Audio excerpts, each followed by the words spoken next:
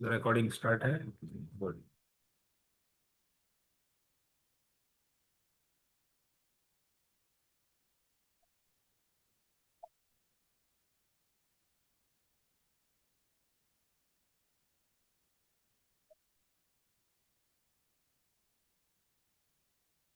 So let's start.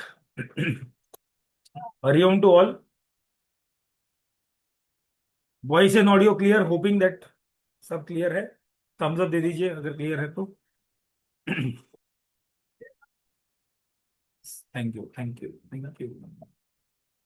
और संजय जी कैसे हैं? बढ़िया।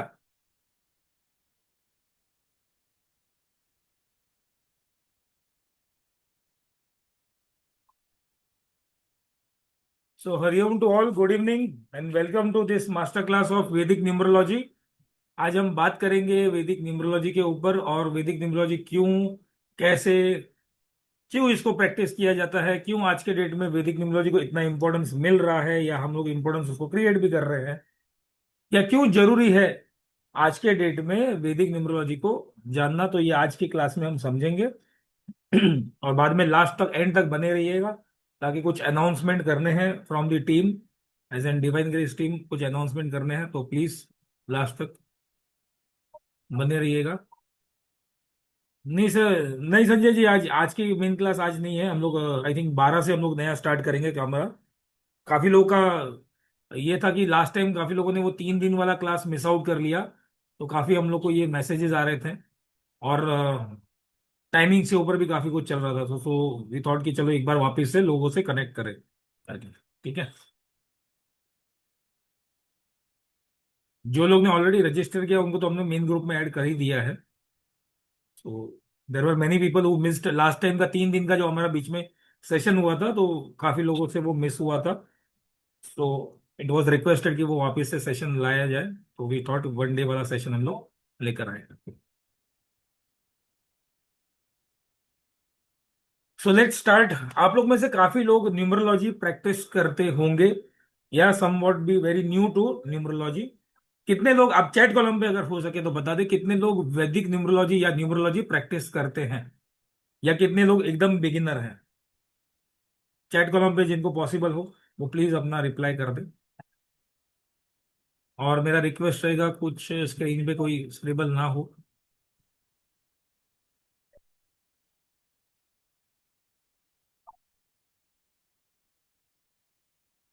कोई चैट कॉलम पे प्लीज अगर रिप्लाई कर सकते हैं कोई, कि कितने लोग न्यूमरोलॉजी से जुड़े हुए हैं। कोई भी न्यूमरोलॉजी हो, वैदिक हो, लोशु हो, चैल्डियन हो, पाइथागोरन हो।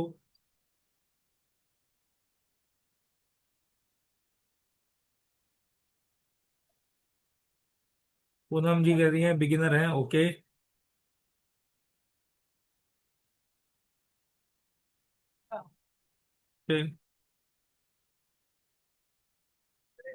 गुड, बिगिनर है, गुड। एक्सपीरियंस है तो गुड। सो पूछने का मेरा मेन इंटेंशन ये था कि कितने लोग, ओके सोनिका जी, बिगिनर, नो लोशु, ठीक है। लोशु, ओजस्वी जी आपको लोशु ग्रेड आता है, very good. So my intention was asking this question was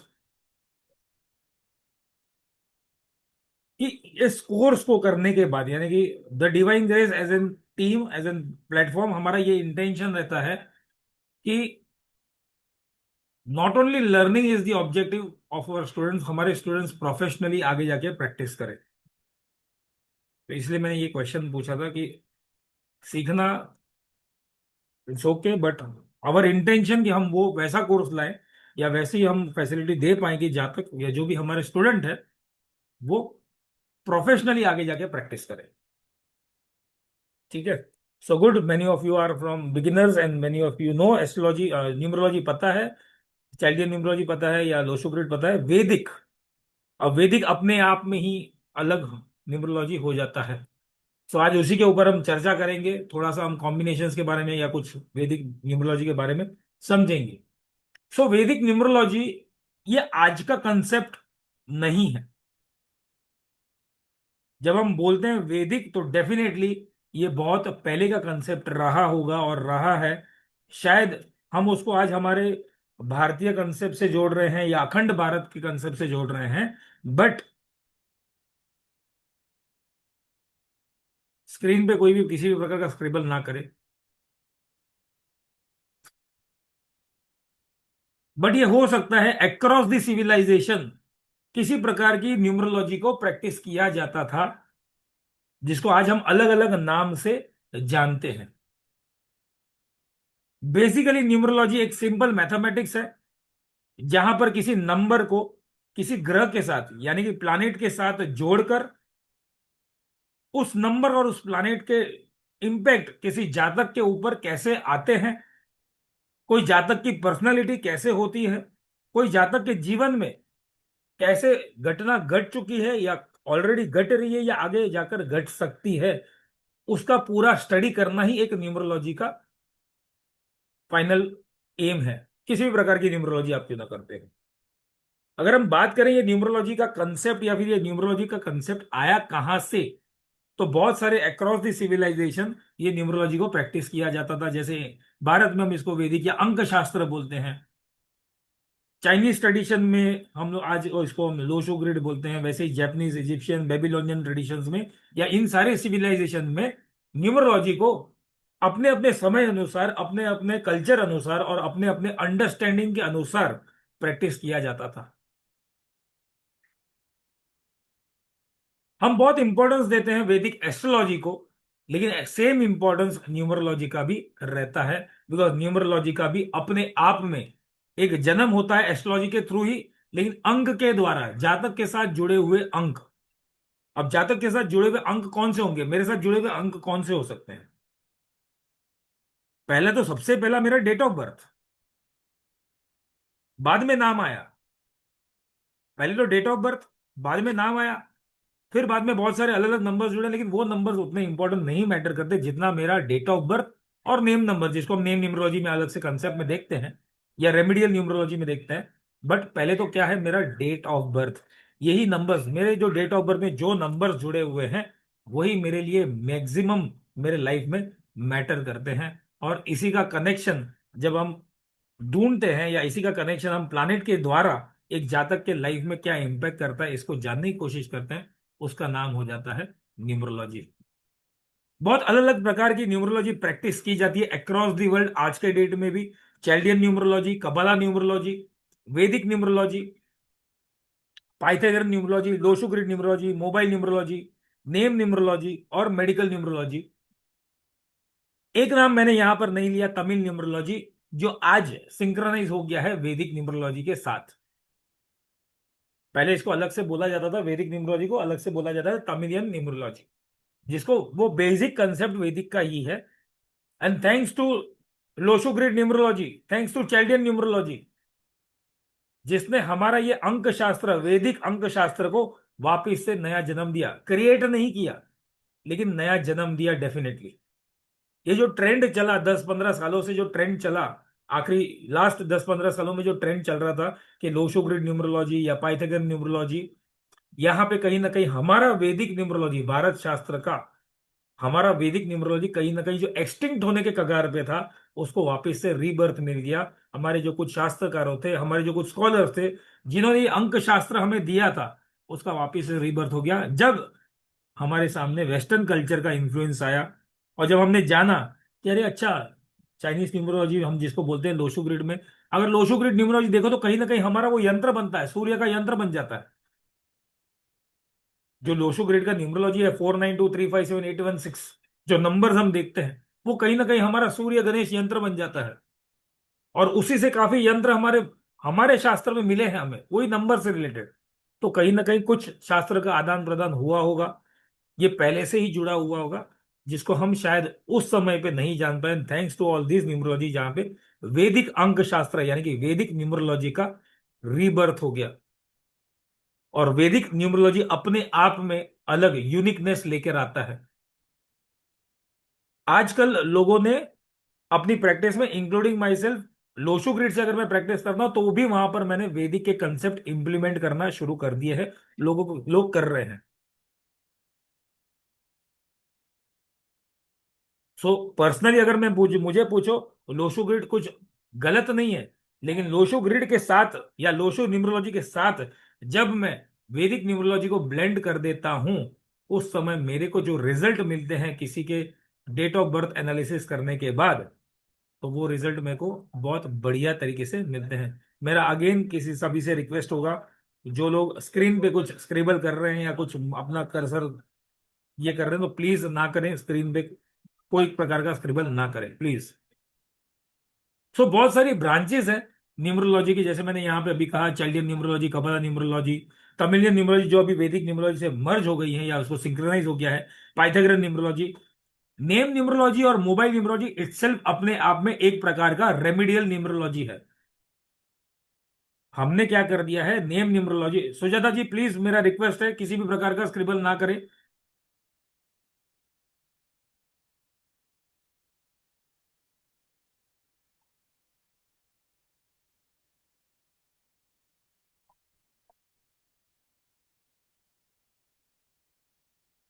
please ma'am. तो हमारा ये जो कंसेप्ट है कहीं ना कहीं, जो नेम न्यूमरोलॉजी या फिर मोबाइल न्यूमरोलॉजी को लेकर, जो हमारा मेन न्यूमरोलॉजी है, आप चैल्डियन से करो, आप वैदिक न्यूमरोलॉजी से करो, या आप लोशो ग्रिड से ही करो, ये जो दो पार्ट है न्यूमरोलॉजी के, नेम न्यूमरोलॉजी और मोबाइल न्यूमरोलॉजी, ये अपने आप में एक प्रकार का रेमेडियल न्यूमरोलॉजी है। तो आप नेम न्यूमरोलॉजी में क्या करते हो, नाम के अंकों के द्वारा आप जातक के बर्थ डेट को या फिर उसके साथ सिंक्रोनाइज करते हो, नाम को सिंक्रोनाइज करते हो, नाम में चेंज करते हो। Same goes with mobile. Mobile numbers में जो हमारे जुड़े हैं, total of the mobile numbers, mobile के अंदर जो नंबर्स जुड़े हुए हैं, वो हमारी डेट ऑफ बर्थ या हमारे ओवरऑल पर्सनैलिटी के साथ जुड़ रहे हैं या कैसे इंपैक्ट कर रहे हैं, ये देखते हैं। तो कहीं ना कहीं नेम एंड मोबाइल न्यूमरोलॉजी अपने आप में एक रेमेडियल न्यूमरोलॉजी भी है। और आज की क्लास में हम चर्चा करेंगे वैदिक न्यूमरोलॉजी के ऊपर।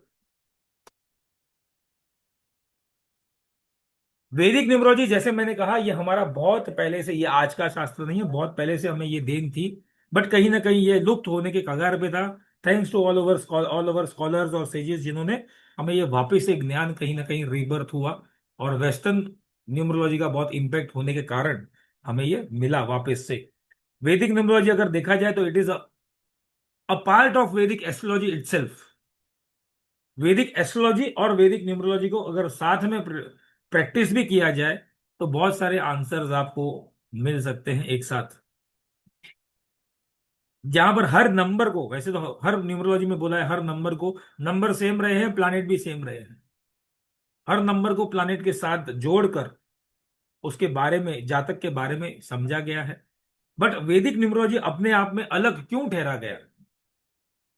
वैदिक न्यूमरोलॉजी, हम दो प्रकार की ग्रिड बनाते हैं, जिसके कारण मुझे मेरे ग्रिड में, यानी कि जातक के न्यूमरोस्कोप में, अंक कुंडली में, कौन से नंबर्स एग्जैक्टली मिसिंग है और कौन से नंबर्स एग्जैक्टली रिपीटेड है, ये ज्यादा मुझे पता चलता है।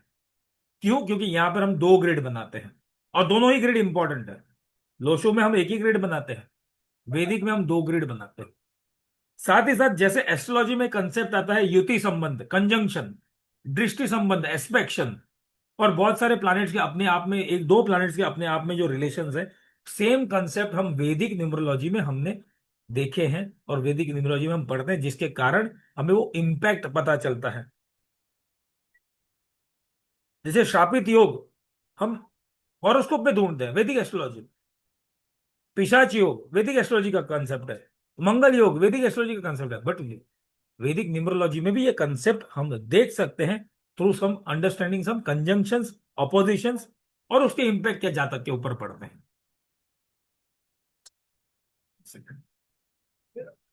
सर जातक, मैम जातक यानी कि मी नेटिव, मैं और आप, जातक इंडिविजुअल, ठीक है। प्लस वैदिक न्यूमरोलॉजी अपने आप में ये सारे नंबर्स को तो अंडरस्टैंड करती है। नंबर्स कौन कौन सा हो जाता है? ड्राइवर नंबर, यानी कि मेरा जो डेट ऑफ बर्थ का जो बेस नंबर है, मूलांक। कंडक्टर नंबर, जो मेरा पूरा डेट ऑफ बर्थ का टोटल हो जाता है, भाग्यांक। इसका सबका टोटल होकर हम कुछ एनालिसिस करते हैं। इसके अलावा जो मैंने अभी बोला, प्लैनेट के कंजंक्शंस, एस्पेक्शंस, इनके रिलेशन को, सबको, सारे कॉम्बिनेशंस को ध्यान में रखते हुए जब हम एनालिसिस करते हैं, तो यहां पर वैदिक न्यूमरोलॉजी हमें काफी एक अपर एज देता है। Again I am not saying कि लोशो खराब है या लोशो अपर एज नहीं देता, बट एक स्लाइट अपर एज वैदिक के कारण मिल जाता है एज ए न्यूमरोलॉजिस्ट आपको, कि आप कुछ और डीपर वे में किसी जातक के न्यूमरोस्कोप में या अंक कुंडली जिसको हम बोलते हैं उसमें आप कुछ खोज सकते हैं, जहां पर हो सकता है लोशो ग्रिड आपको कुछ लिमिटेशन दे दे, बट वो लिमिटेशन का बेड़ा पार कर दे वैदिक न्यूमरोलॉजी। अब वैदिक न्यूमरोलॉजी दूसरों दूसरे न्यूमरोलॉजी से अलग कैसे है? वैदिक न्यूमरोलॉजी में जैसे मैंने कहा दो प्रकार के ग्रिड सिस्टम है, यूनिक ग्रिड सिस्टम है, वैदिक 1 और वैदिक 2, और दोनों का ही इंपॉर्टेंस हमारे पास रहेगा। ऐसा नहीं कि हम जब दो ग्रिड बनाते हैं तो एक ही ग्रिड को हम देखेंगे या दूसरे ग्रिड को नहीं देखेंगे, कोई एक ग्रिड को ही देखेंगे, नहीं, दोनों ग्रिड को देखेंगे। तो यहां पर वैदिक न्यूमरोलॉजी में एक एक्स्ट्रा एज मिल जाता है कि हम दो ग्रिड को, यानी कि एक ही व्यक्ति के, जैसे हम एस्ट्रोलॉजी में क्या करते हैं, लग्न कुंडली मेन बर्थ चार्ट, और बाद में बहुत सारे डिविजनल चार्ट, उसमें से खास करके नवमांश लगा देते हैं। दो जो नो एस्ट्रोलॉजी, जिनको एस्ट्रोलॉजी नहीं पता, डोंट वरी, बहुत सारे चार्ट्स होते हैं, एक ही व्यक्ति के बहुत सारे 16 प्रकार के चार्ट हो सकते हैं। सेम गोज विद, यहाँ पे 16 कुंडली नहीं बनती, लेकिन दो मेजर कुंडलियां बन जाती है, एक वैदिक टाइप 1, एक वैदिक टाइप 2, जिससे हमें बहुत सारे रिजल्ट्स हमें देखने मिल जाए, एक्चुअल रिजल्ट्स मिलने पर। दूसरा, जब हम वैदिक वर्ड यूज करते हैं तो डेफिनेटली वहां पर कुछ कंसेप्ट एस्ट्रोलॉजी के भी आते हैं, जैसे नक्षत्र और मून साइन। अब यहाँ पे बहुत बड़ा क्वेश्चन आ सकता है, सर हम तो न्यूमरोलॉजिस्ट है, हम तो न्यूमरोलॉजी पढ़ते हैं, नक्षत्र और चंद्र के साइन, मून साइन, ये तो एस्ट्रोलॉजी का कंसेप्ट हो गया।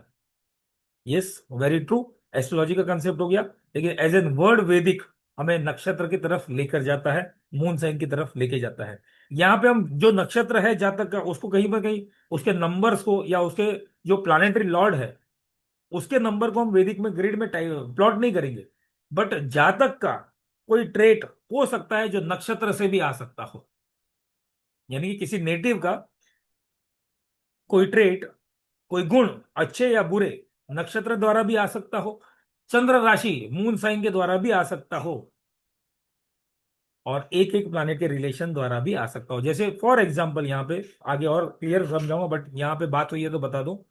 जैसे हम लोग कई बार बोलते हैं ड्राइवर नंबर 1, जैसे जिनका डेट ऑफ बर्थ 1 वाला आ जाता है, टोटल 1 आ जाता है, ड्राइवर नंबर 1 आ जाता है, तो हम लोग क्या बोलते हैं, ऐसा जातक शायद डोमिनेटिंग नेचर का हो, इगोइस्टिक हो, शॉर्ट टेम्पर्ड हो, हॉट टेम्पर्ड हो, या same goes with driver number 9, 9 number के जातक को हम लोग यही बोलते हैं।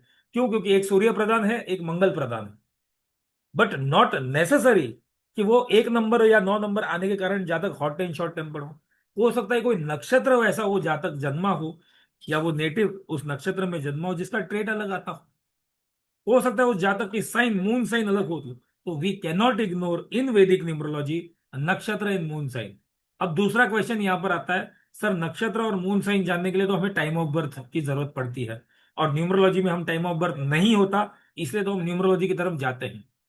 Again point valid, noted, but अगर जातक का हमें टाइम से ज्यादा अंदाजन टाइम भी पता चल जाए तो हम उस दिन का पंचांग से देख सकते हैं कि जातक कौन सी चंद्र राशि या कौन से नक्षत्र में जन्मा। जबकि एस्ट्रोलॉजी में अंदाजन टाइम लेना एक रिस्की फैक्टर हो सकता है, खास करके केपी एस्ट्रोलॉजी में, जहां पर बहुत टाइमिंग 5 मिनट का या 3 मिनट का भी अंतर मेजर प्रिडिक्शन चेंजेस करा सकता है। सो एक एडवांटेज मिल जाता है यहां पर, अगर हम जातक का अगर टाइम ऑफ बर्थ भी पता है तो वैदिक के थ्रू हम नक्षत्र जान ले, नक्षत्र के कारण कोई जातक का कोई ट्रेड्स है वो जान ले, प्लस मून साइन भी जान ले। तो यहाँ पे एक बहुत बड़ा डिफरेंस एज एन वैदिक न्यूमरोलॉजी बाकी न्यूमरोलॉजी से सबसे बड़ा, एक तो ग्रिड सिस्टम अलग है, इसके अंदर हम नक्षत्र और मून साइन को इन्वॉल्व करते हैं, और यहाँ पे जो मैंने दूसरा लिखा है टाइप 1 ग्रिड और टाइप 2 ग्रिड।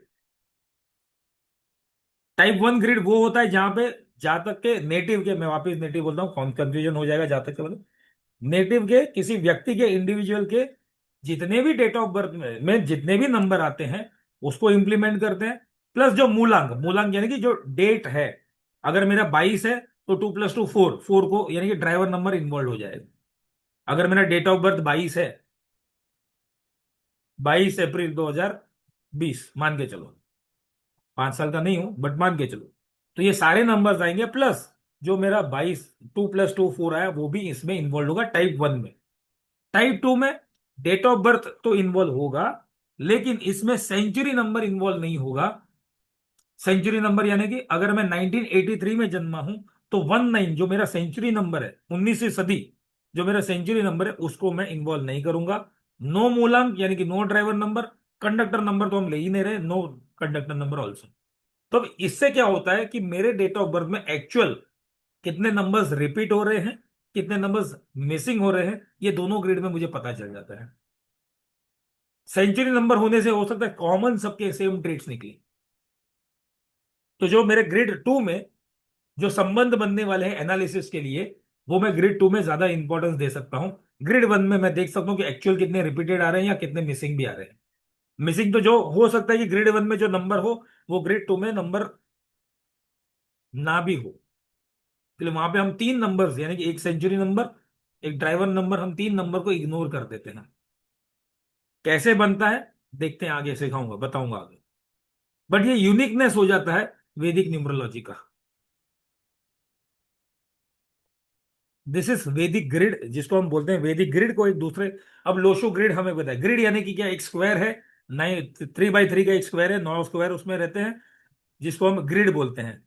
बट यूजुअली हम जब वैदिक बात करेंगे तो वैदिक न्यूमरोस्कोप बोले, अंक कुंडली अंक शास्त्र बोलते हैं तो वैदिक न्यूमरोस्कोप भी बोलते हैं। यही वैदिक ग्रिड कहीं ना कहीं, जिसको हम हॉरोस्कोप वैदिक न्यूमरोस्कोप बोलते हैं, ये कहीं ना कहीं हॉरोस्कोप के जैसा ही या कुंडली के जैसा ही, जैसे कुंडली, जातक की कुंडली या नेटिव की कुंडली जब हम देखते हैं, हॉरोस्कोप देखते हैं, तो उससे क्या पता चलता है जातक का दिमाग कैसा होगा, जातक का मन कैसा होगा, जातक का खुद का फंक्शनल डेवलपमेंट कैसे होगा। सेम गोज विद वैदिक ग्रिड, जहां पर नंबर्स के द्वारा, वैदिक ग्रिड में जो नंबर्स आ रहे हैं उसके द्वारा जातक का ब्रेन, माइंड, बॉडी और ब्रेन डेवलपमेंट कैसा हो रहा है, ये भी हम जान सकते हैं। और साइंस ने तो प्रूव कर ही दिया है कि जातक कौन से साइड का ब्रेन यूज करता है तो कैसे कैसे ट्रेड्स आते हैं जातक। तो सेम हम लोग वैदिक न्यूमरोस्कोप के द्वारा भी या वैदिक ग्रिड के द्वारा भी हम जान सकते हैं या समझ सकते हैं। कुछ नंबर्स है, अगर मेरे डेट ऑफ बर्थ में 2678 ये नंबर्स अगर आते हैं, तो वो नेटिव या वो इंडिविजुअल जो है वो अपने लेफ्ट साइड का ब्रेन ज्यादा यूज करता है। और अगर जिसका लेफ्ट साइड का ब्रेन यानी कि 2678 नंबर्स जिनके ज्यादा आते हैं, ज्यादा इन सेंस बाकी नंबर से ये नंबर ज्यादा है, 2678, तो वो जातक इंट्रोवर्ट पर्सनालिटी का होता है। और जब जातक इंट्रोवर्ट पर्सनालिटी का होता है, उसके साथ साथ क्या पॉजिटिव ट्रेट्स आ सकते हैं या कैसे होते हैं उनके, ऐसा जातक अपनी नॉलेज को ज्यादा इंपॉर्टेंस देता है कंपेयर टू पैसा।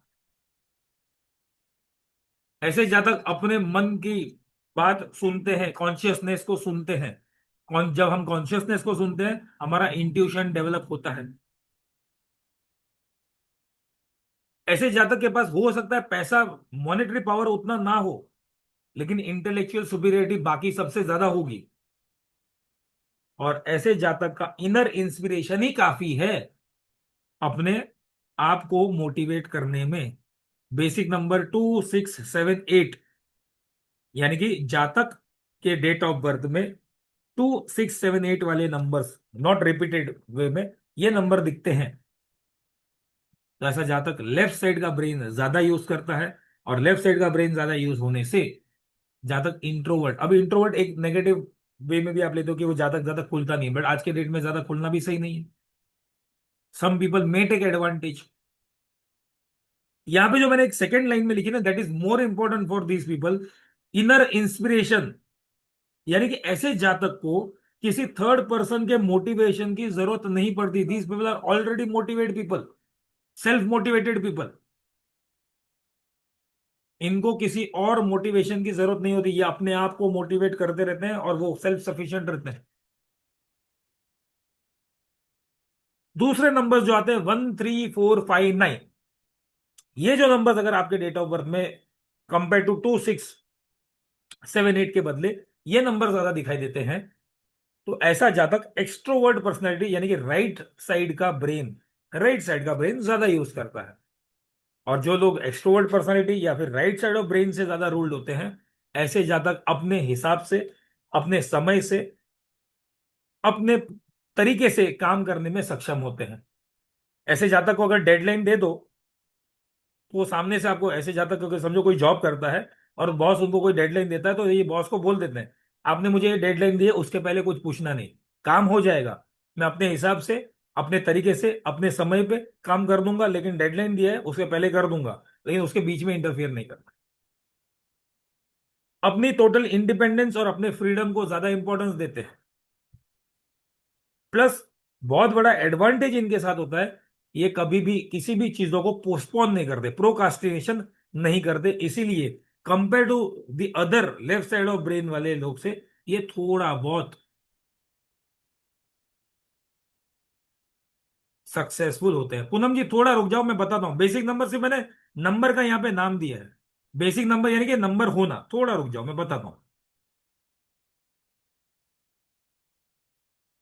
प्लस ये नंबर वाले जातक सोसाइटी में पैसों को ज्यादा इंपॉर्टेंस देते हैं, ऑफ कोर्स नॉलेज होता है बट पैसों को ज्यादा इंपॉर्टेंस होता है, इसलिए नेम फेम पैसा ज्यादा कमाने की क्षमता इनमें ज्यादा हो सकती है। यहाँ पे जो बेसिक नंबर की मैं जो बात कर रहा था, जो पूनम जी ने लिखा कि basic number it is nothing related to driver number and conductor number, ये जो बेस नंबर मेरे पास होने चाहिए, एक एग्जाम्पल के द्वारा जब समझाऊंगा तो बहुत इजीली समझ में आ जाएगा, don't worry. Apart from all this base number ये नंबर मेरे साथ होने ना होने से के साथ साथ मेरा जातक का बिहेवियर, मेरा ब्रेन डेवलपमेंट बहुत इंपॉर्टेंट मैटर करता है, मेरा कर्मा बहुत इंपॉर्टेंट मैटर करता है। फॉर एग्जाम्पल, अब जब मैं कहता हूं मेरे पास ये नंबर ज्यादा है, that means I am introvert personality, हो सकता है थोड़ा शाय रिलेटेड पर्सनैलिटी हो भी सकता है, लेकिन ये ट्रेड हो सकते हैं मेरे पैदा होने के टाइम पे जो नंबर से, इसके अलावा इंपैक्ट क्या आ सकता है, मेरी किस प्रकार की एजुकेशन हो रही है, कैसी अपब्रिंगिंग हो रही है, कैसे दोस्त दोस्त मिल रहे हैं, मेरा खुद का कर्मा कैसा है, वो भी इंपॉर्टेंट रोल प्ले करता है। मैं अच्छे घर में जन्मा हूं, अच्छे संस्कारों वाले घर में जन्मा हूं, लेकिन शायद मेरे दोस्त अच्छे ना हो, जिसका वो भी इम्पैक्ट तो मेरे ब्रेन पे या मेरे डेवलपमेंट, ब्रेन डेवलपमेंट पे तो करेगा ही करेगा। वो भी ये अपार्ट फ्रॉम दिस नंबर्स, ये एक जातक का बिहेवियर भी इंपॉर्टेंट मैटर कर रहा है। अब जो पूनम जी आपने जो पूछा था कि बेसिक नंबर का मीनिंग क्या है, यहाँ पे वो डाउट क्लियर हो जाएगा। मैंने क्या कहा, ये नंबर्स अगर ज्यादा हैं तो जातक right side of brain use करता है, एक्सट्रोवर्ट पर्सनालिटी, और अगर ये नंबर ज्यादा है 2678 तो जातक left side of brain use करता है। सिंपल, ये मेरा ग्रिड है 319675284, ये वैदिक ग्रिड है अपने आप में। जैसे लोशु ग्रिड में एक ग्रिड है, वैसे ही ये यहाँ पे टाइप 1 टाइप 2 की बात नहीं कर रहा हूं, नॉर्मल वैदिक ग्रिड 319675284, ये एक वैदिक ग्रिड है।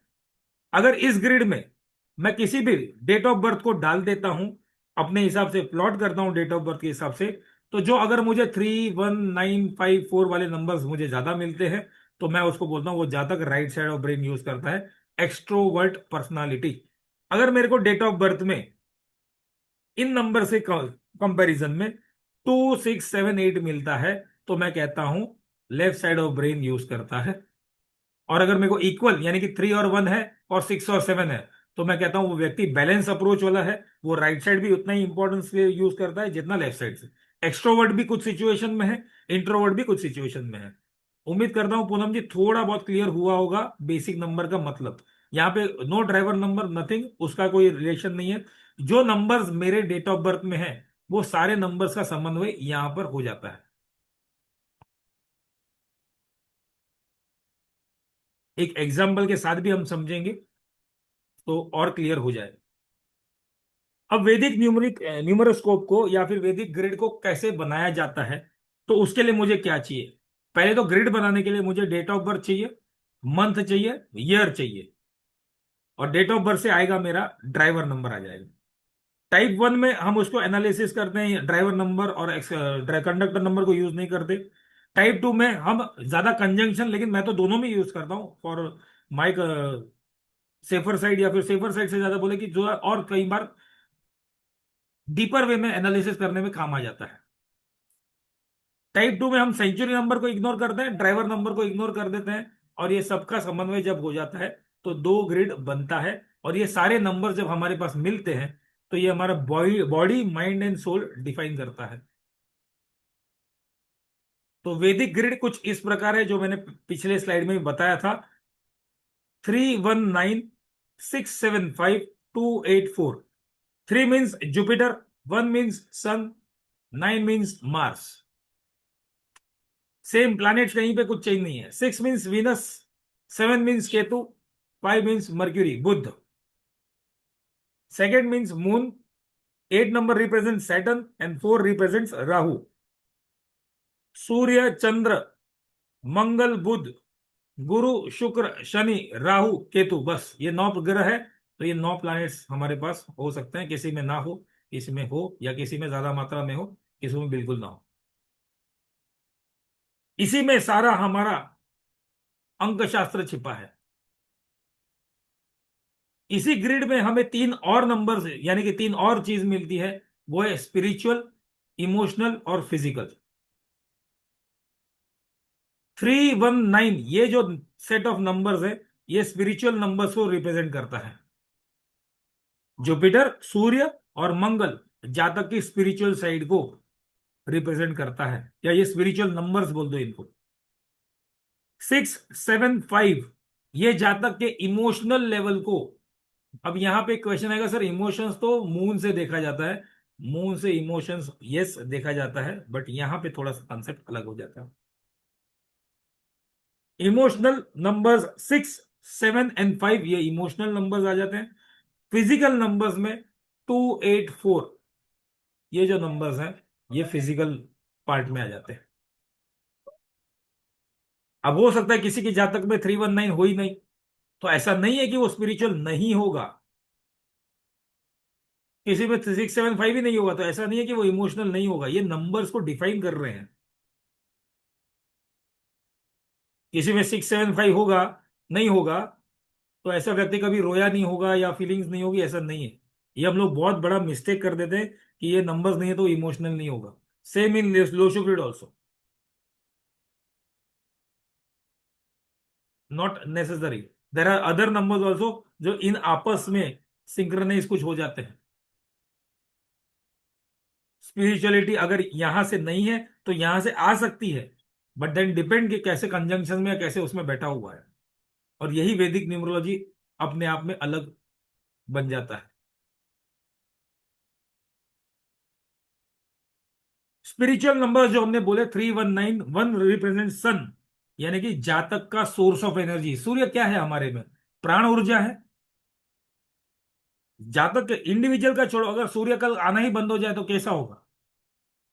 इस धरती पे लाइफ ही नहीं रहेगी। तो सूर्य एक जातक का स्पार्क है। मंगल को हम स्पार्क बोलते हैं, लेकिन वो अलग स्पार्क है, करेज है, साहस का कारक हो गया। लेकिन सूर्य एक एनर्जी है हमारे अंदर। आज 9 बजे क्लास थी तो हम सब लोग 9 बजे आ गए। That is one of the energy. एक जातक का पावर है, एक जातक का वो सोर्स ऑफ एनर्जी है, प्राण ऊर्जा है, नंबर 1 से। फिर स्पिरिचुअल नंबर में दूसरा नंबर आता है नंबर 3, जुपिटर। जुपिटर का खुद का अगर ट्रेड देखो, या जुपिटर बृहस्पति का एक ट्रेड अगर हम देखें, तो क्या है? एक्सपांशन करना, चीजों को फैला देना। अगर जुपिटर बीमारी देता है तो बीमारी फैला देता है। पुखराज पहने हुए व्यक्ति का वेट गेन हुआ होगा। आप लोग में से अगर किसी ने पुखराज पहना हो तो ये एक्सपीरियंस किया होगा, वेट गेन हुआ होगा। अगर पुखराज सही पहना है तो एक्सपांड करता है। तो अगर जुपिटर मुझे नॉलेज देता है तो मेरे नॉलेज को एक्सपांड करता है। जुपिटर मुझे पैसा देता है तो मेरे पैसे को एक्सपांड करता है। जुपिटर मुझे थिंकिंग कैपेबिलिटी देता है, स्पिरिचुअलिटी देता है, तो मेरी स्पिरिचुअलिटी को भी एक्सपांशन दे सकता है, क्रिएशन दे सकता है। और स्पिरिचुअल नंबर में तीसरा नंबर जो आता है मंगल का 9 नंबर आता है, जो जातक के फ्री इमोशंस को दर्शाता है, इंडिपेंडेंस को दर्शाता है।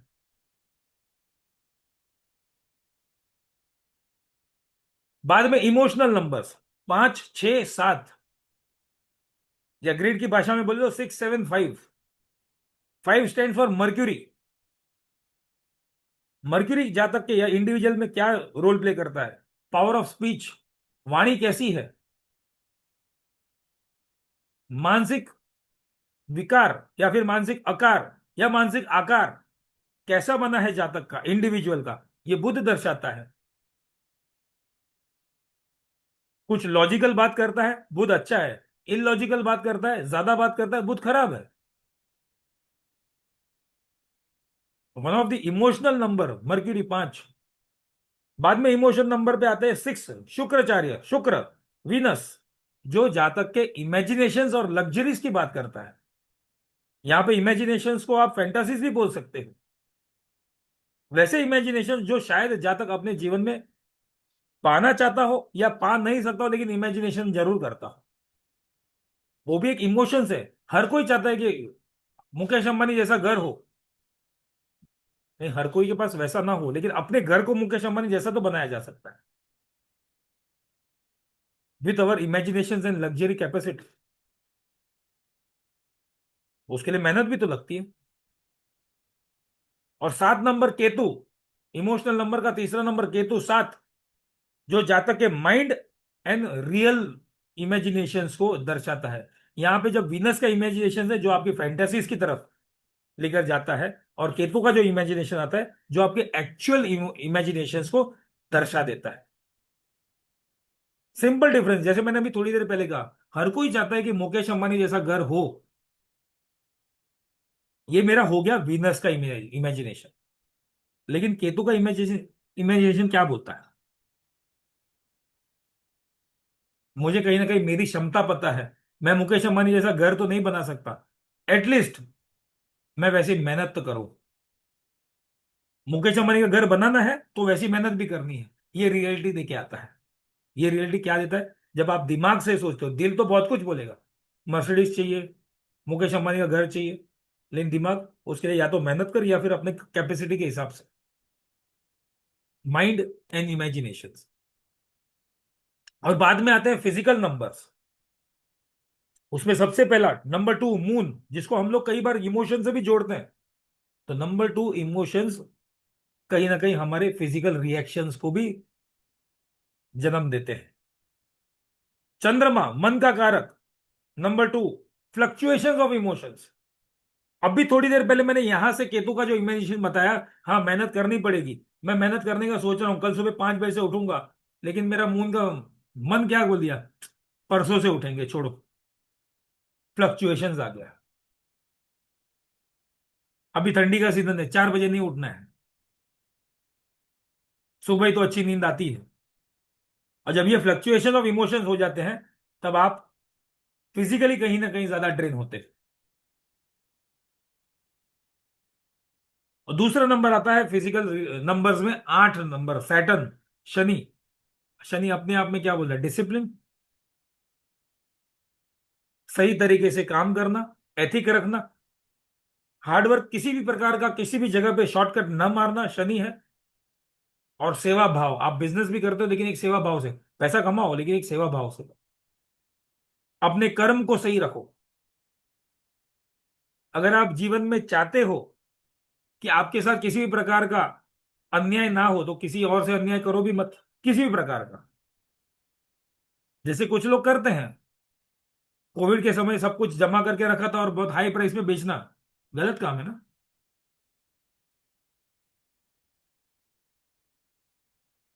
500 रुपए का जेमस्टोन खरीद के 50,000 में बेचते हैं, गलत काम है ना। आप कमाओ, शनि ये नहीं कहता कि मत कमाओ, बट उसका कोई एक लेवल होना चाहिए, कोई एक तरीका होना चाहिए, एक एथिकनेस होना चाहिए। और बाद में फिजिकल नंबर में आखिरी नंबर जो आता है वो है 4 नंबर, राहु का। बहुत लोग कहते हैं ये राहु के नंबर से, बहुत लोग का बहुत सारा मिथ है। राहु यानी खराब, नॉट नेसेसरी। शनि की तरह ही राहु भी ना कहीं, देखो राहु स्ट्रेट अवे जस्टिस नहीं देता, शनि स्ट्रेट अवे जस्टिस देता है। राहु आपका छीन लेता है फटक से। शनि पीड़ा देने पे आया तो स्लो स्लो स्लो पीड़ा देगा, और राहु पीड़ा देने पे आया तो एक झटके में पीड़ा दे देगा। ये लाइफ फोर्स को अप्स एंड डाउन्स के साथ जज कर लेता है। जातक के अंदर कितनी क्षमता है, कितनी भी अच्छी और बुरी सिचुएशन को झेलने की, ये राहु दर्शाता है। चैलेंजेस देता है, और उस चैलेंजेस में अगर हम सही काम से या सही तरीके से आगे बढ़ते हैं, वो शनि देखता है। कई बार हमने आप लोग ने सोचा है कि पता नहीं, हम लोग कई बार ये सोचते हैं कि हम बोलने के लिए बोलते हैं कि हमारा कर्मों का हिसाब हो रहा है, बोलते हैं ना। अगर जिनको पॉसिबल है अपने कैमरा ऑन रखने के लिए तो प्लीज रखें। तो ये क्या इजी कम्युनिकेशन हो सकता है, जिनको पॉसिबल हो, अदरवाइज इट्स ओके। कई बार हम लोग बोलते हैं ना कि हमारे कर्मों का हिसाब कौन रखता है, भगवान के पास इतना बड़ा तो सर्वर नहीं होगा। लेकिन ये जो प्लैनेट्स है ना, ये साक्षी भाव है हमारे कर्मों के। हम जो भी कर्म कर रहे हैं, ये प्लैनेट्स है, ये नक्षत्र जिनको हम देख पा रहे हैं। आप प्लैनेट्स देख सकते हो, नक्षत्र देख सकते हो, तो ये हमारे कर्मों का हिसाब रखते हैं। तो राहु वो प्लैनेट है जो जीवन के लाइफ कोर्स को अप्स एंड डाउन के साथ जज करता है। जातक के एक क्षमता को जज करता है या क्षमता देता है कि अच्छी सिचुएशन में क्या क्षमता हो सकती है, बुरी सिचुएशन में क्या क्षमता हो सकती है, और अकॉर्डिंगली जातक कैसा बिहेव करता है। अब आते हैं मेन पार्ट पर, जहां पर हम वैदिक ग्रिड बनाना सीखते हैं। और इसी के साथ आपका left side and right side of brain वाला भी कंसेप्ट यहां पर क्लियर हो। वैदिक ग्रिड टाइप 1 हो या टाइप 2 हो, बेसिकली ग्रिड तो इसी तरह से दिखता है, 319 675 284। ये मेरा वैदिक ग्रिड बना। अब इसको बनाना कैसे, ये तो कुंडली बनी थी, है तो कुंडली ऐसी दिखती है। तो पहले टाइप 1 बनाना सीखते हैं। टाइप 1 में मैंने क्या बोला,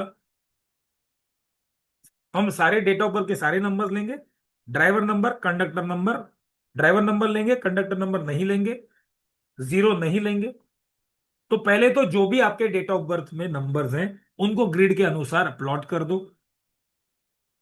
बाद में जो आपका ड्राइवर नंबर, अब यहां पे बताता हूं ड्राइवर नंबर यानी कि क्या होता है। ड्राइवर नंबर यानी कि आपका डेट ऑफ बर्थ का नंबर। जैसे मान के चलो,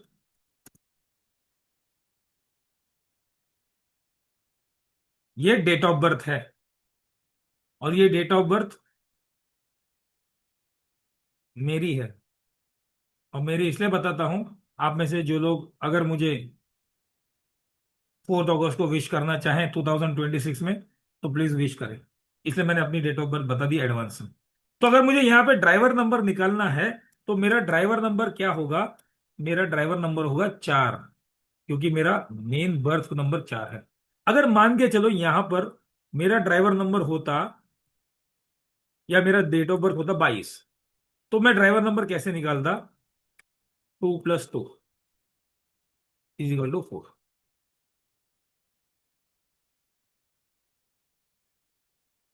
अब तो 4 है इसलिए ठीक है। अब ये ड्राइवर नंबर हो गया। दूसरा कंसेप्ट आता है कंडक्टर नंबर, जिसको हम भाग्यांक बोलते हैं। कंडक्टर नंबर में सारे जितने भी डेट ऑफ बर्थ में नंबर्स हैं उनको प्लस कर दो, और उनका टोटल आता है, आई थिंक ये 33 आता है। इसका टोटल आता है 3 + 3 = 6। तो ये जातक का ड्राइवर नंबर 4 हो गया, कंडक्टर नंबर 6। तो वैदिक वन टाइप 1 में आपको जितने भी डेट ऑफ बर्थ में नंबर्स हैं उनको ग्रिड के अनुसार प्लॉट करो। फिर बाद में ड्राइवर नंबर जो आपका है उसको उस ग्रिड में डाल दो। अगर कहीं पे जीरो आता है तो जीरो को इग्नोर करना है। कंडक्टर नंबर यानी कि जो ये लास्ट वाला हमने निकाला है उसको नहीं लेना है। बस हम निकाल के रखें, क्योंकि आगे उसका हम जब हम एनालिसिस करते हैं तो हम बस वो नंबर का इंपैक्ट पड़ता है। और बाद में देखना है कौन से नंबर ज्यादा आ रहे हैं, 6 7 2 8 वाले नंबर ज्यादा दिख रहे हैं या 1 3 4 5 9 वाले नंबर दिख रहे हैं। अगर 6 7 2 8 वाले नंबर है तो जातक का right left side of brain है, इंट्रोवर्ट बिहेवियर है।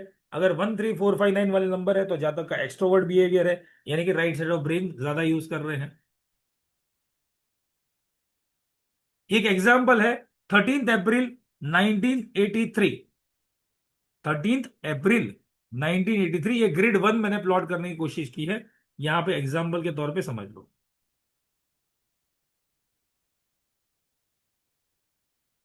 13 अप्रैल यानी कि वन वन इधर आया, 3 इधर आया, मेरा ये हो गया। फिर बाद में 4 4 का इधर आया, फिर जीरो का तो वैल्यू नहीं है, 1 का वापिस से 1 इधर आया, 9 यहां पे आया, 8 यहां पर आया, 3 वापिस से आया, प्लस टाइप वन में हमने क्या बोला, हमने टाइप वन में बोला हमें ड्राइवर नंबर को ऐड करेंगे। यहाँ पे ड्राइवर नंबर 1 + 3 4 बनता है, तो 4 और एक ऐड हो गया। ये मेरा वैदिक ग्रिड टाइप वन बन गया। यहाँ पे आप देखो स्पिरिचुअल नंबर पूरे हैं, इमोशनल नंबर कुछ भी नहीं है, और फिजिकल नंबर में 2 ही नंबर है। अब यहां पे अगर आप देखो तो ये जातक के कौन से नंबर ज्यादा दिख रहे हैं आपको? 2, 6, 7, 8 के नंबर्स के मुकाबले 3, 1, 9, 5, 4 में ज्यादा दिख रहा है। 5 नहीं है यहाँ पे, लेकिन ये ज्यादा नंबर दिख रहा है। तो ये क्या बोलेंगे हम लोग? Right side of brain use कर रहा है ये व्यक्ति, ये एक्सट्रोवर्ट व्यक्ति है, ये पैसों को ज्यादा इंपॉर्टेंस देगा अपनी नॉलेज से, ये ज्यादा सक्सेसफुल होगा, इनकी क्षमता ज्यादा होगी, जो हमने पिछले स्लाइड्स में कुछ पढ़ा। पूनम जी, होप आई एम क्लियर। अब बेसिक नंबर यहां से क्लियर हो गए होंगे आपके। बेसिक नंबर कोई अलग नंबर का कैलकुलेशन है, ये बेस यानी कि नंबर के बेस नंबर जो मेरे डेट ऑफ बर्थ में थे। ओके पूनम जी।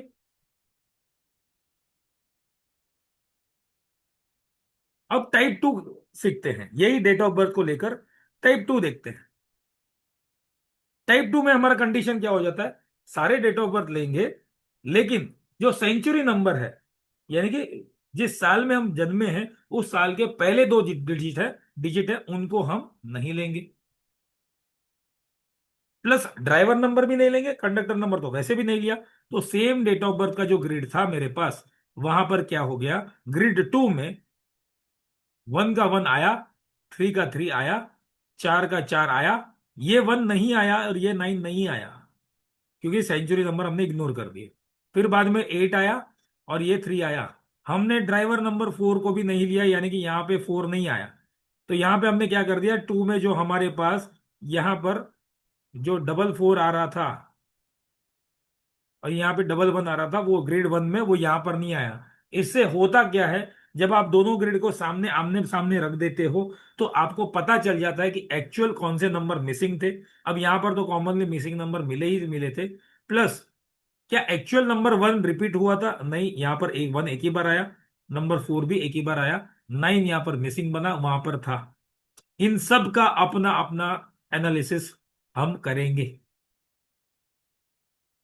और जब आप ग्रिड यानी कि न्यूमरल्स को बनाते हो, टाइप वन और टाइप टू दोनों साथ में बनानी है। आमने सामने एक ग्रिड यहां पे बना लिया, एक ग्रिड यहां पे बना लिया, और जो भी कंसेप्ट वैदिक न्यूमरोलॉजी के है ये दोनों ग्रिड में लगाओ, तो ही सही तरीके से एनालिसिस होगी। आप सिर्फ एक ग्रिड के माध्यम से नहीं ले पाओगे, आप सिर्फ एक ग्रिड को कंसिडर नहीं करते, दोनों ग्रिड को कंसिडर करोगे।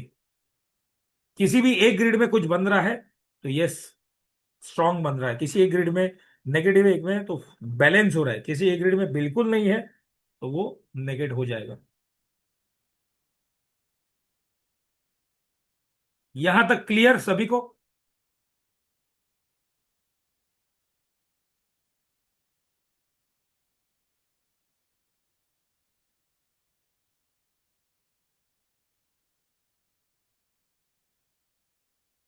पूनम जी, क्या नहीं समझ में आया?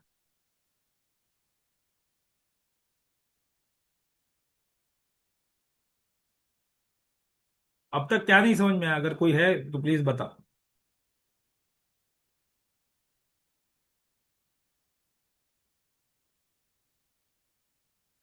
अब आगे बढ़ते हैं।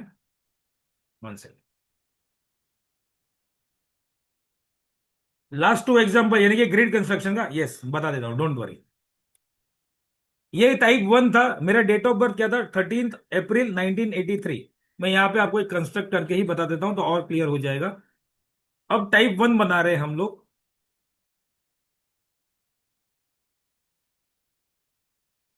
टाइप वन का ग्रिड मेरा क्या बोलता है, आप डेट ऑफ बर्थ के सारे नंबर्स ले लीजिए, प्लस ड्राइवर नंबर। पूनम जी, अगर आप अनम्यूट हो सकते हैं तो इफ यू कैन, जो आपका क्वेश्चन है वहीं पे मैं आंसर कर सकता हूं। ये टाइप वन का ग्रिड है। मेरा डेट ऑफ बर्थ क्या है, 13 अप्रैल 1983। मेरा ग्रिड क्या है, 3, 1, 9, 6, 7, 5, 2, 8, 4, ये मेरा ग्रिड है। अब 1 का 1 यहां पे मैंने लिख दिया, ये 3 जो आया है वो मैंने यहां पे लिख दिया। Date clear. ये 4 आया वो मैंने यहां पे लिख दिया, मंथ भी क्लियर। 19 मुझे लेना है टाइप 1 में, मैंने 1 यहां पे लिखा, 9 यहां पर आता है, 8 यहां पर आता है, और 3 यहां पर आता है। टाइप 1 में हम ये ड्राइवर नंबर यानी कि 1+3 जो ड्राइवर नंबर बनता है 4, वो हम लोग लेंगे, तो यहाँ पे type 1 clear. Poonam ji clear? मैंने आपको रिक्वेस्ट किया था कि अनम्यूट हो सके तो प्लीज हो जाए।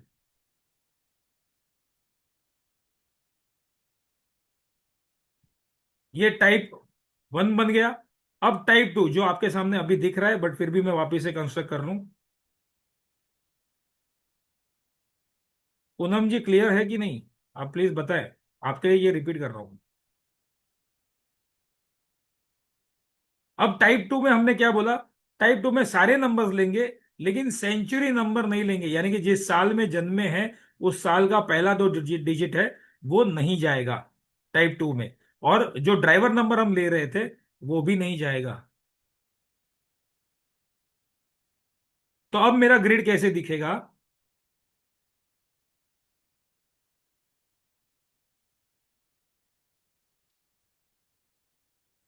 ये जो मेरा 1 है उसका 1 रहेगा, ये जो मेरा 3 है वो 3 रहेगा, जो मन से 4 आ रहा है वो 4 यहां पे रहेगा। 19 नहीं आएगा, यानी कि यहां पे 19 नहीं लूंगा टाइप 2 में। 8 अगर मुझे यहां पे लेना है तो 8 आएगा, और 3 यहां पर आएगा। This is my type 2। Poonam ji ने रिक्वेस्ट किया है और एक एग्जांपल। पूनम जी अगर आप, मैंने आपको बोला प्लीज अगर अनम्यूट हो सकते हैं, तो आपको क्या नहीं समझ आया, कौन सा पॉइंट नहीं समझ आया, तो I would be very specific to explain you this. एक डेट ऑफ बर्थ लेते हैं चलो, और एक डेट ऑफ बर्थ लेता हूं।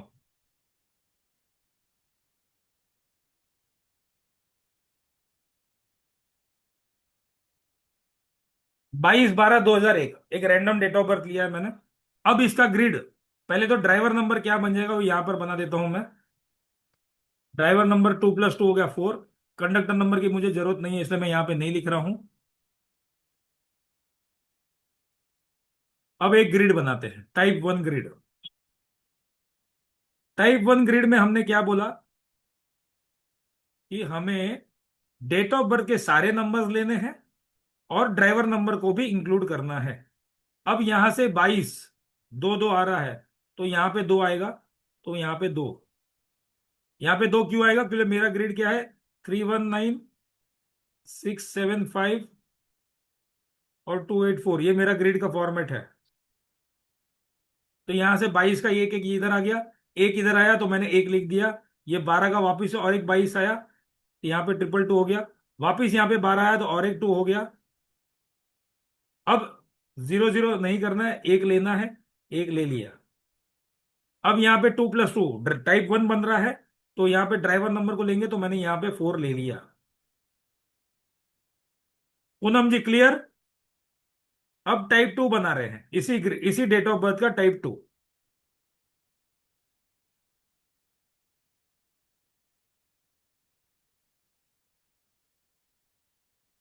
टाइप 2 में हमने क्या देखा कि हमें सारे नंबर लेने हैं, लेकिन सेंचुरी नंबर नहीं लेना है, ना ही ड्राइवर नंबर लेना है। तो अब इसी डेट ऑफ बर्थ का टाइप 2 कैसे बनेगा? 2 है यहां पर, डेट ऑफ बर्थ में 2 है, तो यहां पे 2 आया, और एक 2 आया, फिर वापस 1 है तो 1 आया, ईयर ईयर में भी 2 है, तो ये 2 आया। अब ये दो नंबर नहीं लेना है, सेंचुरी नंबर नहीं लेना है, 0 तो लेंगे नहीं, 1 आएंगे, तो यहाँ पे 1 हो जाएगा।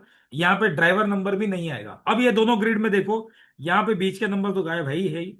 यहाँ पे जो मुझे 4 टाइम 2 मिल रहे थे उसके बदले 222 मिल रहे थे। यहाँ पर जो 4 आ रहा था वो ग्रिड 2 में 4 नहीं आ रहा।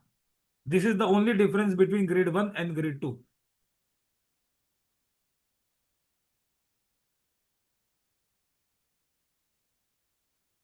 पूनम जी क्लियर?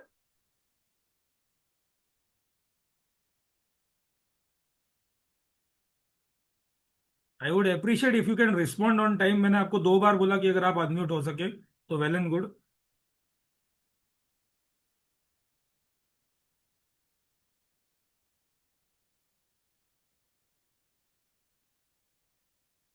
जी हर्षल जी बोलो, मैंने अनम्यूट का एक्सेस दिया। सर प्रणाम आपको।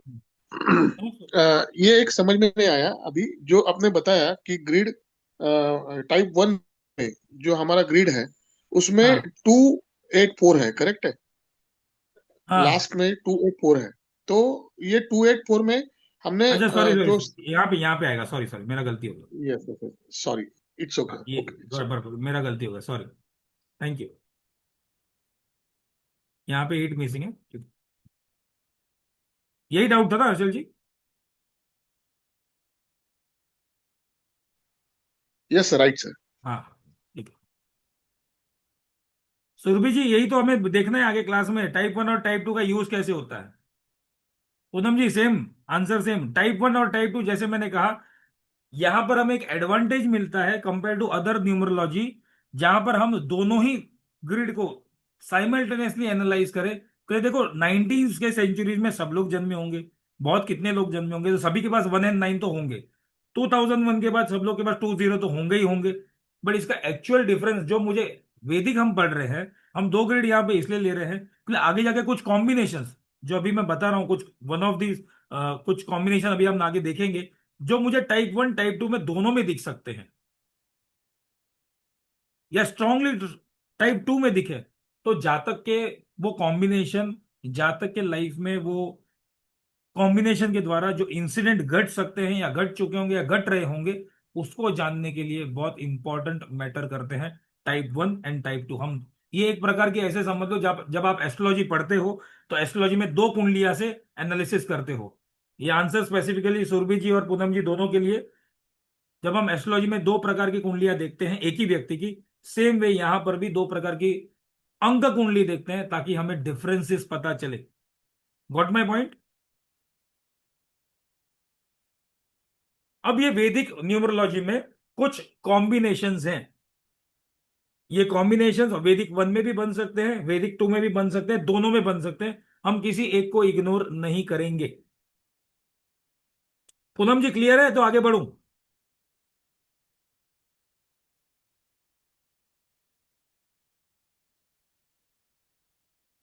अब ये कॉम्बिनेशन हम वैदिक में क्यों पढ़ते हैं, या वैदिक न्यूमरोलॉजी क्यों पढ़ते, इसमें कॉम्बिनेशन क्यों पढ़ते हैं? बिकॉज यही तो डिफरेंस है बाकी सारी न्यूमरोलॉजी में। कि बाकी सारी न्यूमरोलॉजी में क्या होता है, एक प्लेन बना देते हैं, दो नंबर्स के रिलेशनशिप बता देते हैं, लेकिन यहां पर हम उसको एक नाम देते हैं। एक प्लेन बना है तो एक संबंध बन गया, यहां पर हम उसको एक अलग अलग नाम देते हैं, जहां पर हम बोलते हैं उसको, जैसे आप हॉरोस्कोप में पढ़ते हो कि मेरे कुंडली में शनि केतु युति संबंध बना रहे हैं, यानी कंजंक्शन में है शनि और केतु।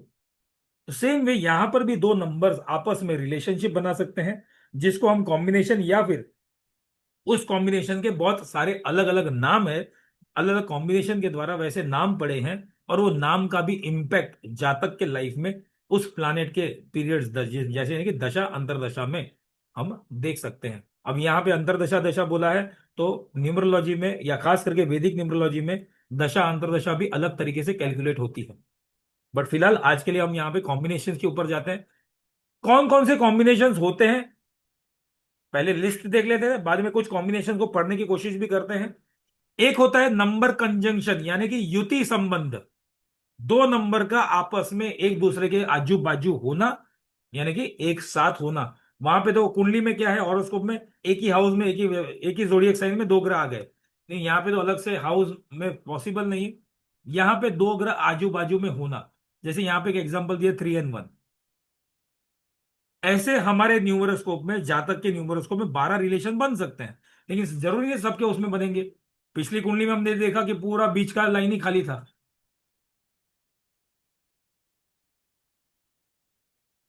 वहां पे सिर्फ 3 and 1 का कॉम्बिनेशन या कंजंक्शन युति बन रहा था। और अगर टाइप वन में देखे तो 3 1 और 9 का भी बन रहा था, 1 and 9 का भी बन रहा था।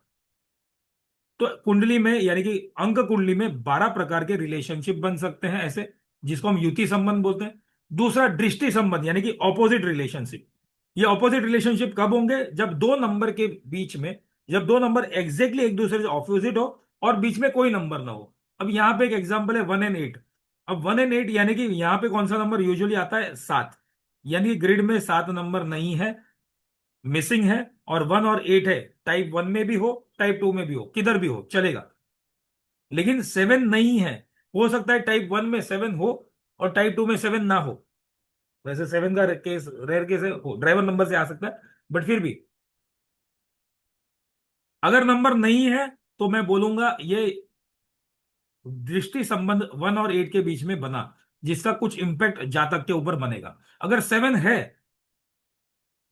तो हम बोलेंगे ये दृष्टि संबंध नहीं बना।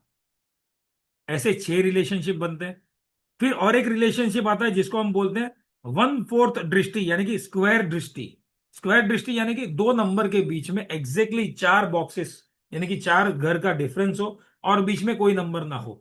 ऐसे 8 रिलेशनशिप बनते हैं। फॉर एग्जाम्पल यहां पर मैंने लिया है 3 और 8। अब 3 और 8 के बीच में देखो, यहां पे 1 हो सकता है, यहां पे 7 हो सकता है। अगर ग्रिड में, ये ध्यान से सुनना प्लीज, अगर ग्रिड में 1 और 7 है, 3, 1, 7, 8 है, तो मैं क्या बोलूंगा, यहां से मेरा दृष्टि संबंध नहीं बन रहा। लेकिन मान के चलो 6 और 2 मिसिंग है, ये पूरा खाली है, तो 3 को पकड़ के थर्ड, जहां पे 3 नंबर जहां पे लिखा है 1, 2, 3, 4, एग्जैक्टली 4 घर पे 8 मिल रहा है, बीच में कोई भी नंबर प्रेजेंट नहीं है जो मुझे 1/4 दृष्टि दे रहा है। ये पॉसिबिलिटी हो सकती है। अब ये भी पॉसिबिलिटी हो सकती है कि 3 और 8 हो, 1 और 7 ना हो, और ये भी ना हो, तो दोनों तरीके से बनेगी दृष्टि संबंध। Okay, no problem. ये भी हो सकता है यहां पे 7 है और यहां पे 2 है और 3, 8 भी है। टाइप 1 में भी हो, टाइप 2 में भी हो। टाइप 1 में है, टाइप 2 में नहीं है, तो ये कंजंक्शन सिर्फ टाइप 2 में बन रहा है। ओके, हम फिर भी उसको एनालाइज करेंगे। अब अगर ऐसा सिचुएशन आ रहा है जहां पर 3 और 8 के बीच में यहां पे 7 भी है और यहां पे 2 है, तो हम बोलेंगे 3 और 8 के बीच में 1/4 दृष्टि नहीं बना। फिर बाद में एक अलग कॉम्बिनेशन आता है जो ट्रायंगुलर कॉम्बिनेशन बोलता है। यहां पे नंबर्स, एक 3 नंबर आपस में ट्रायंगुलर रिलेशनशिप में होने चाहिए। अब इसमें यहां पर नंबर बीच में हो या ना हो तो भी कोई फर्क नहीं पड़ता। यानी कि जैसे 1, 2, 4 के बीच में ट्रायंगल बनता है, अगर यहाँ पे 7 नंबर हो, यहाँ पे 8 नंबर हो, तो भी ये ट्रायंगुलर रिलेशनशिप बनेगा। यहां पे मुझे वो कंडीशन नहीं चाहिए कि कोई नंबर बीच में नहीं होना चाहिए।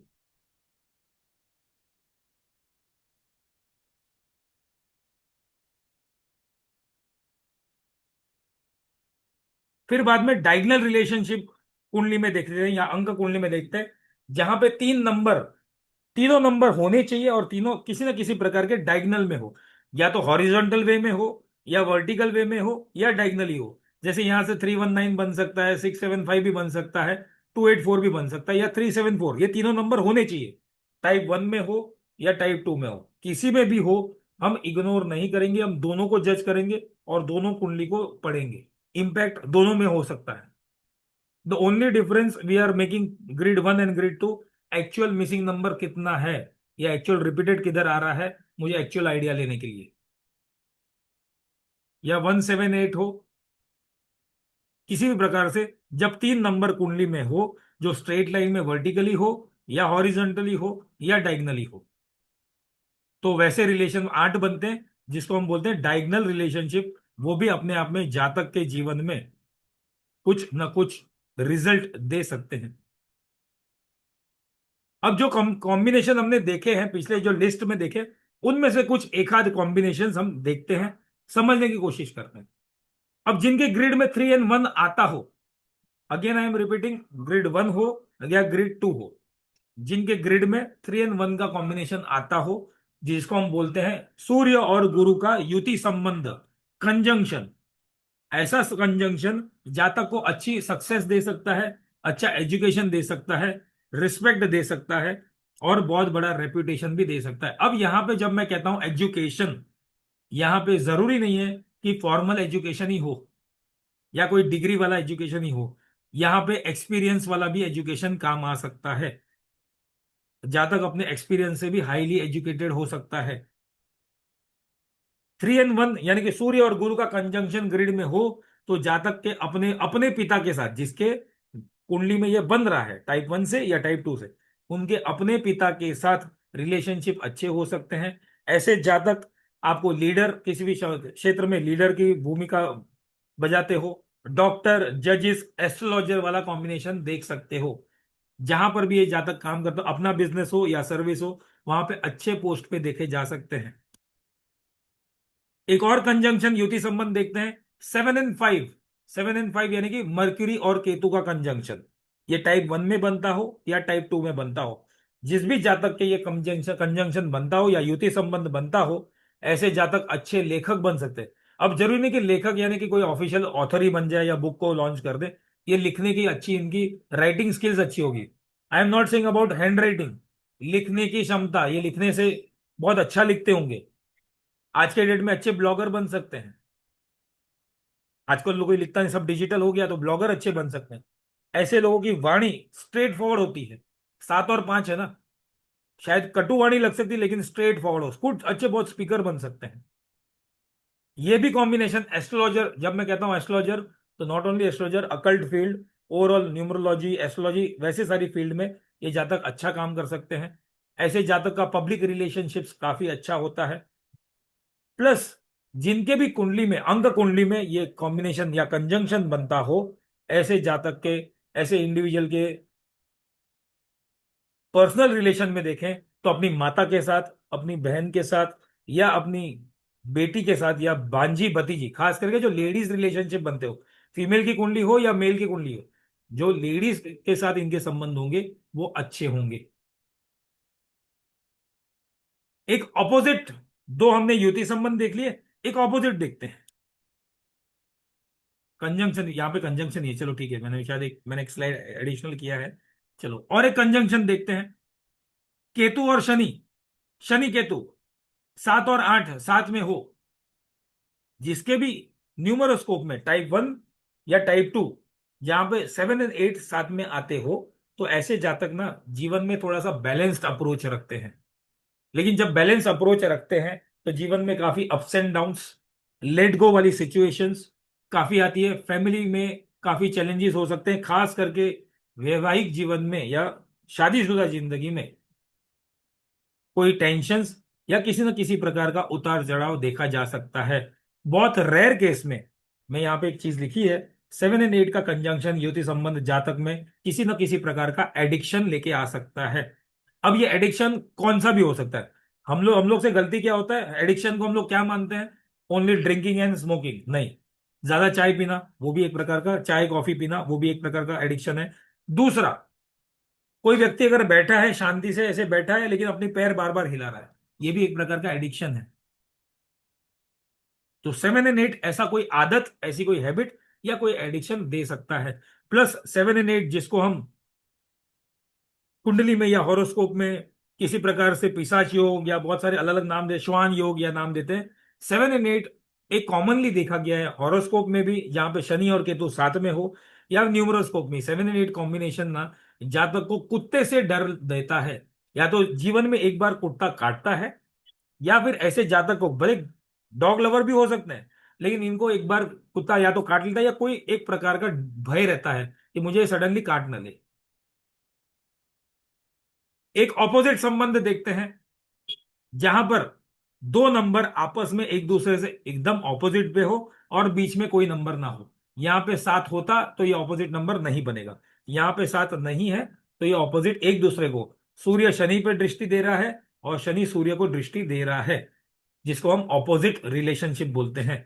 ऐसे में क्या हो सकता है जातक के साथ, जब सूर्य और शनि एक दूसरे के ऑपोजिट यानी कि दृष्टि संबंध में बन रहे हो, तो ऐसे जातक के साथ जीवन में बहुत सारी कठिनाइयां, स्ट्रगल्स, रुकावटें, ऑब्स्टेकल्स आ सकती हैं। कभी ना कभी ऐसे जातक को बिना कोई कारण इंसल्ट होना पड़ सकता है, लॉस ऑफ रेप्यूटेशन हो सकता है, फैमिली डिस्टरबेंस हो सकती है। तो एक रेमेडी भी यहां पे बता रहा हूं, ऐसा कोई कॉम्बिनेशन अगर किसी के साथ है तो ऐसे जातक को करना क्या है, या ऐसे कोई प्रॉब्लम आ रहा है इस कॉम्बिनेशन के द्वारा, टाइप 1 में हो या टाइप 2 में हो, तो जातक को करना क्या है। राइजिंग सन को, उगते हुए सूरज को जल चढ़ाओ, स्ट्रीट डॉग या कौओं को खाना खिलाओ, रोटी दो कम से कम, और अपने घर के वास्तु के अंदर खास करके कैक्टस का पेड़ मत लगाओ। This is the best remedy 1 and 8 opposite relation one person can do. और एक ऑपोजिट रिलेशन देखते हैं 2 and 4, जहां पर 8 बीच में नहीं होगा, यानी कि राहु और चंद्रमा एक दूसरे को दृष्टि दे रहे हैं यहां पर। अगेन ये कॉम्बिनेशन भी नेगेटिव कॉम्बिनेशन है, जहां पर जातक के जीवन में काफी स्ट्रगल ला सकता है, पारिवारिक जीवन में स्ट्रगल ला सकता है। ऐसा जातक मानसिक अकेलापन, एक्चुअली बहुत लोग हैं साथ में, मानसिक अकेलापन, इमेजिनरी अकेलापन या लोनलीनेस फील कर लेता है, काफी अपसेट रहता है। कुछ केसेस में ऐसे अपसेट होने के बाद एक लेवल के बाद डिप्रेशन वाले केसेस भी देखे जा सकते हैं। प्लस ऐसे लोगों के साथ एक्सीडेंट होने के चांसेस और एक्सीडेंटल इंजरी होने के चांसेस भी देखे जा सकते हैं। आंख के प्रॉब्लम और हार्ट के प्रॉब्लम ऐसे लोगों में काफी कॉमनली देखे गए हैं। रेमेडी के तौर पे अगर हम देखें तो ऐसे व्यक्तियों को या ऐसे इंडिविजुअल्स को क्या करना चाहिए, भगवान शिव शंकर की आराधना करो। किसी भी प्रकार से हाथ में सिल्वर पहनो, या तो कड़ा पहनो या प्लेन रिंग पहन लो या चेन सिल्वर की पहन लो। हाथ में नहीं पहन सकते, सिल्वर की चेन पहन लो। और जितना हो सके उतना पानी का सेवन करो, पानी का वेस्ट ना करो। राहु और चंद्रमा ये ऑपोजिट रिलेशनशिप में ये बेस्ट टू बेस्ट रेमेडीज काम आ जाती है। एक स्क्वायर रिलेशनशिप देखते हैं, जहां पे दो नंबर के बीच में एक चौथाई दृष्टि बन रही है और बीच में कोई भी नंबर्स नहीं है, जैसे 3 और 8, यहाँ पे 1 और 7 नहीं होगा तो ये बनेगा, या फिर यहाँ पे 6 और 2 नहीं होगा तो ये बनेगा। अगर ये दोनों में से एक, चार में से एक भी नंबर आ गए यहाँ पर तो दृष्टि संबंध नहीं बनेगा। लेकिन अगर यहाँ कोई भी दो नहीं है यहाँ पे, तो या तो इससे बनेगा या तो इस साइड से बनेगा। दोनों में एक साइड से बन सकता है। अगर दोनों नंबर नहीं है तो दोनों साइड से बनेंगे। Impact would be not dangerous, same impact. जब 3 और 8 के बीच में एक चौथाई दृष्टि या स्क्वायर दृष्टि संबंध बनता है, तो ऐसे जातक के जीवन में अगेन स्ट्रगल काफी होती है। लेकिन यहाँ पे स्ट्रगल, ऐसे जातकों को स्ट्रगल स्ट्रगल नहीं लगता। ऐसे जातक इवेंचुअली सक्सेस को टेस्ट करते हैं, अच्छी सक्सेस की तरफ जाते हैं। प्लस जब ये सक्सेसफुल हो जाते हैं तो इनको अपनी स्ट्रगल स्ट्रगल लगती ही नहीं है। ये दर्शाते भी नहीं कि हाँ मैंने बहुत स्ट्रगल की, हाँ मेहनत की बस, लेकिन ये अपनी मेहनत को एग्जैगरेटेड नहीं करते। ऐसे ज्यादा किसी अच्छे कंसल्टिंग, किसी भी प्रकार के कंसल्टिंग बिजनेस में अच्छा काम कर सकते हैं। Again a very good combination for occult field. अगर ये कॉम्बिनेशन के द्वारा नेगेटिव इंपैक्ट्स आ रहे हैं, तो ऐसे जातक को रेमेडी में क्या करना चाहिए, भगवान विष्णु की आराधना करें गुरुवार के दिन, शनिवार के दिन हनुमान चालीसा करे, किसी न किसी प्रकार से किसी जरूरतमंद को या दिव्यांग को खाना खिलाए या किसी प्रकार का दान करे। तो ये रेमेडी का, या फिर ये रेमेडी से ये जो ऑपोजिट दृष्टि या स्क्वायर दृष्टि बन रही है, उसके मेलेफिक इंपैक्ट से जातक को बचाया जा सकता है या कम कर सकते हैं। एक ट्राइंगुलर रिलेशनशिप देखते हैं, 1 2 और 4, सूर्य चंद्र और राहु के बीच में कोई नंबर हो या ना हो, अगर ये तीनों नंबर टाइप 1 या टाइप 2 में आ जाए, तो डेफिनेटली ये ट्राइंगुलर रिलेशनशिप ग्रिड में बनता है, जिसके कारण जातक एक बार बैंकरप्सी यानी कि कंगाल की तरफ, यानी कि पूरा पैसा पूरा खत्म हो जाना, सिचुएशन वैसी आ सकती है। ऐसा जातक लॉसेस से डरने लगता है। ऐसे जातक सरकारी कामों में इन्वॉल्व है तो ऑब्स्ट्रक्शन हो सकते हैं। ऐसे जातक के फैमिली लाइफ में डिस्टरबेंस भी हो सकते हैं। रेमेडी के तौर पे यहाँ पे अगर देखें तो भगवान शिव शंकर की और सूर्य देव की आराधना करें। यहाँ पे एक एग्जाम्पल मैंने दिया है, अमिताभ बच्चन के ग्रिड में, आगे हम एग्जाम्पल में केस स्टडी में मैंने लिया है, अमिताभ बच्चन के ग्रिड में ये कॉम्बिनेशन बनता है। अब हम देखें आगे वो केस स्टडी में हम मैं एक्सप्लेन करूंगा। बट अमिताभ बच्चन के लाइफ में एक बार फैमिली डिस्टर्बेंस भी आ चुका है, बैंकरप्सी वाली सिचुएशन भी आ चुकी है, और लॉसेस से डरते हैं, इसीलिए अभी तक काम करते हैं। पॉलिटिक्स में ट्राई किया, सरकारी काम में ट्राई किया, बट वहां पे सक्सेस नहीं मिला। एक डायगोनल रिलेशनशिप देखते हैं, 2 8 4, चंद्र शनि और राहु ये तीनों ग्रिड में हो, ग्रिड 1 या ग्रिड 2 में, तो ये क्या रिजल्ट दे सकता है। अगर 2 8 4 तीनों नंबर हैं, तो ऐसे जातक के एक्सीडेंटल डेथ या फिर एक्सीडेंट के द्वारा फिजिकल डिसेबिलिटी हो जाए, या बहुत गंभीर अवस्था या बहुत गंभीर सिचुएशन वाली इंजरी हो जाए एक्सीडेंट के द्वारा। दूसरा, ऐसे जातकों के जीवन में जब भी सक्सेस आती है, कोई अच्छा समय आता है, तो अच्छा समय को एक्सपीरियंस करने के बाद तुरंत ही एक डाउनफॉल आने के चांसेस बन जाते हैं, जिसके कारण जातक काफी अपसेट रहता है। एज एन रेमेडी भी बोले या एज एन ओवरऑल, इस जातक के लिए सबसे बेस्ट चीज उपाय हो जाता है कि अगर ये जातक अपने जन्म प्लेस से, यानी कि जहां पे इन जातक का जन्म, इंडिविजुअल का जन्म हुआ है, वहां से जितना दूर जाता है उतना सक्सेस पाता है। एक रेमेडी के तौर पे अपार्ट फ्रॉम प्लानिटरी अगर कोई कॉम्बिनेशन की ना दे, तो यहाँ पे ऐसे जातक को पानी और आग वाली चीजों से दूर रहनी चाहिए। इसलिए हो सकता है पानी या आग से इंजरी इनको हो सकता है। पानी आग यानी कि ऐसे कोई जगह पे ज्यादा नहीं जाना चाहिए जहां पे आग लगने की संभावना बने। दूसरा, पानी समंदर में नहाने जाते हैं, स्विमिंग नहीं आती तो ज्यादा डीप में नहीं जाना चाहिए। स्विमिंग पूल में ज्यादा डीप तक कोई एडवेंचर ट्राई नहीं करना चाहिए, अदरवाइज कोई वाटर एक्सीडेंट के द्वारा कोई प्रॉब्लम आ सकती है लाइफ में। यहाँ पे केस स्टडी मैंने जो बता रहा था, यहाँ पे अमिताभ बच्चन का date of birth 11/10/1942, driver number 2, conductor number 1, conductor number अभी हमें नहीं चाहिए। अगर मैं दोनों ग्रिड टाइप कर रहे, टाइप 1 टाइप 2 यहाँ पे अगर मैंने रखी है, तो आप देखो ज्यादा ज्यादा तौर पे लेफ्ट साइड ऑफ ब्रेन, अगर दोनों ही ग्रिड में देखें तो लेफ्ट साइड ऑफ ब्रेन ज्यादा दिख रहा है। अगर ग्रिड 1 में देखो तो, ग्रिड 2 में देखो तो, ग्रिड 2 में तो मुझे दोनों ही बैलेंस में दिखते हैं, या फिर एक और राइट साइड ज्यादा दिख रहा है, बट फिर भी यहाँ पे अगर मैं देखूं टाइप 2 में मैं ज्यादा, मेरे को लेफ्ट साइड दिख रहा है। या बैलेंस अप्रोच आप बोल सकते हैं दोनों तरीके से। Name and fame extrovert personality भी देता है। अगर हमने थोड़ी देर पहले जो हमने कॉम्बिनेशंस देखे थे उसी कॉम्बिनेशन को यहाँ पे पढ़ के देखें, तो यस, जीवन में फैमिली डिस्टर्बेंस आए हैं, फियर ऑफ लॉस रहा है, इसलिए आज तक काम कर रहे हैं। बैंकरप्सी इनकी एबीसीएल लिमिटेड कंपनी, जिनको पता है, वो बहुत बुरी तरह से पिट गई थी, and then he was into very crunch, financial crunch situation में आ गए थे। यहाँ पे 1 and 4 का एस्पेक्ट है, 9 and 4 का भी एस्पेक्ट है, ग्रिड 1 में बन रहा है। 1 to 4 का ट्रायंगुलर एस्पेक्ट भी बन रहा है, जिनके कारण ये सारे हमने अभी जो थोड़ी देर पहले पढ़े, ये सारे योग बने हैं। दूसरा केस स्टडी, डोनाल्ड ट्रंप। यहाँ पे भी नेम फेम, यहाँ पे राइट साइड में लेफ्ट साइड, राइट साइड लिखना था, गलती से लेफ्ट साइड लिखा हुआ है, बट देखो नेम फेम है ऑफ कोर्स। ये प्रेसिडेंट भी नहीं भी होते तो ही belongs to very good family, और पैसा पहले से है। एक्सट्रोवर्ट पर्सनालिटी है, मुफट है, बड़े बड़े स्टेटमेंट देता है। राहु डबल 4, लग्जरियस पर्सन है। ग्रिड दोनों ही ग्रिड में नंबर 6 वीनस का आना, सूर्य और राहु का होना ओवर पावर देता है, जातक ज्यादा ही बड़बोला बन सकता है। तो इस तरह से छोटा भी एक नॉर्मल केस को भी लेकर आप एक अच्छी तरीके से एक एनालिसिस कर सकते हो जातक के बारे में। अब जो हमारा कोर्स आ रहा है, थोड़ा सा आप कोर्स कंटेंट के ऊपर भी ध्यान दिया जाए, and then we will go to the announcement, जो अनाउंसमेंट हमें करनी है। तो प्लीज थोड़ा सा 5 मिनट के लिए और बने रहे हैं। अब जो हमारा कोर्स आ रहा है वैदिक न्यूमरोलॉजी का, उसमें हम क्या क्या सीखेंगे। तो वहां पे इंट्रोडक्शन टू न्यूमरोलॉजी, 27 नक्षत्र, उस नक्षत्र के लॉर्ड, नक्षत्र अगर आपको कैसे चेक करना है नहीं पता तो वो हम देखेंगे, वो भी हम देखेंगे। नक्षत्र के अकॉर्डिंगली जातक के क्या ट्रेट हो सकते हैं, नक्षत्र के अकॉर्डिंगली जातक की वीकनेस स्ट्रेंथ क्या हो सकती है, प्रोफेशन क्या हो सकते हैं। फिर 9 के 9 मून साइन हम देखेंगे, मून साइन के द्वारा जातक के स्ट्रेंथ और ट्रेड्स क्या हो सकते हैं।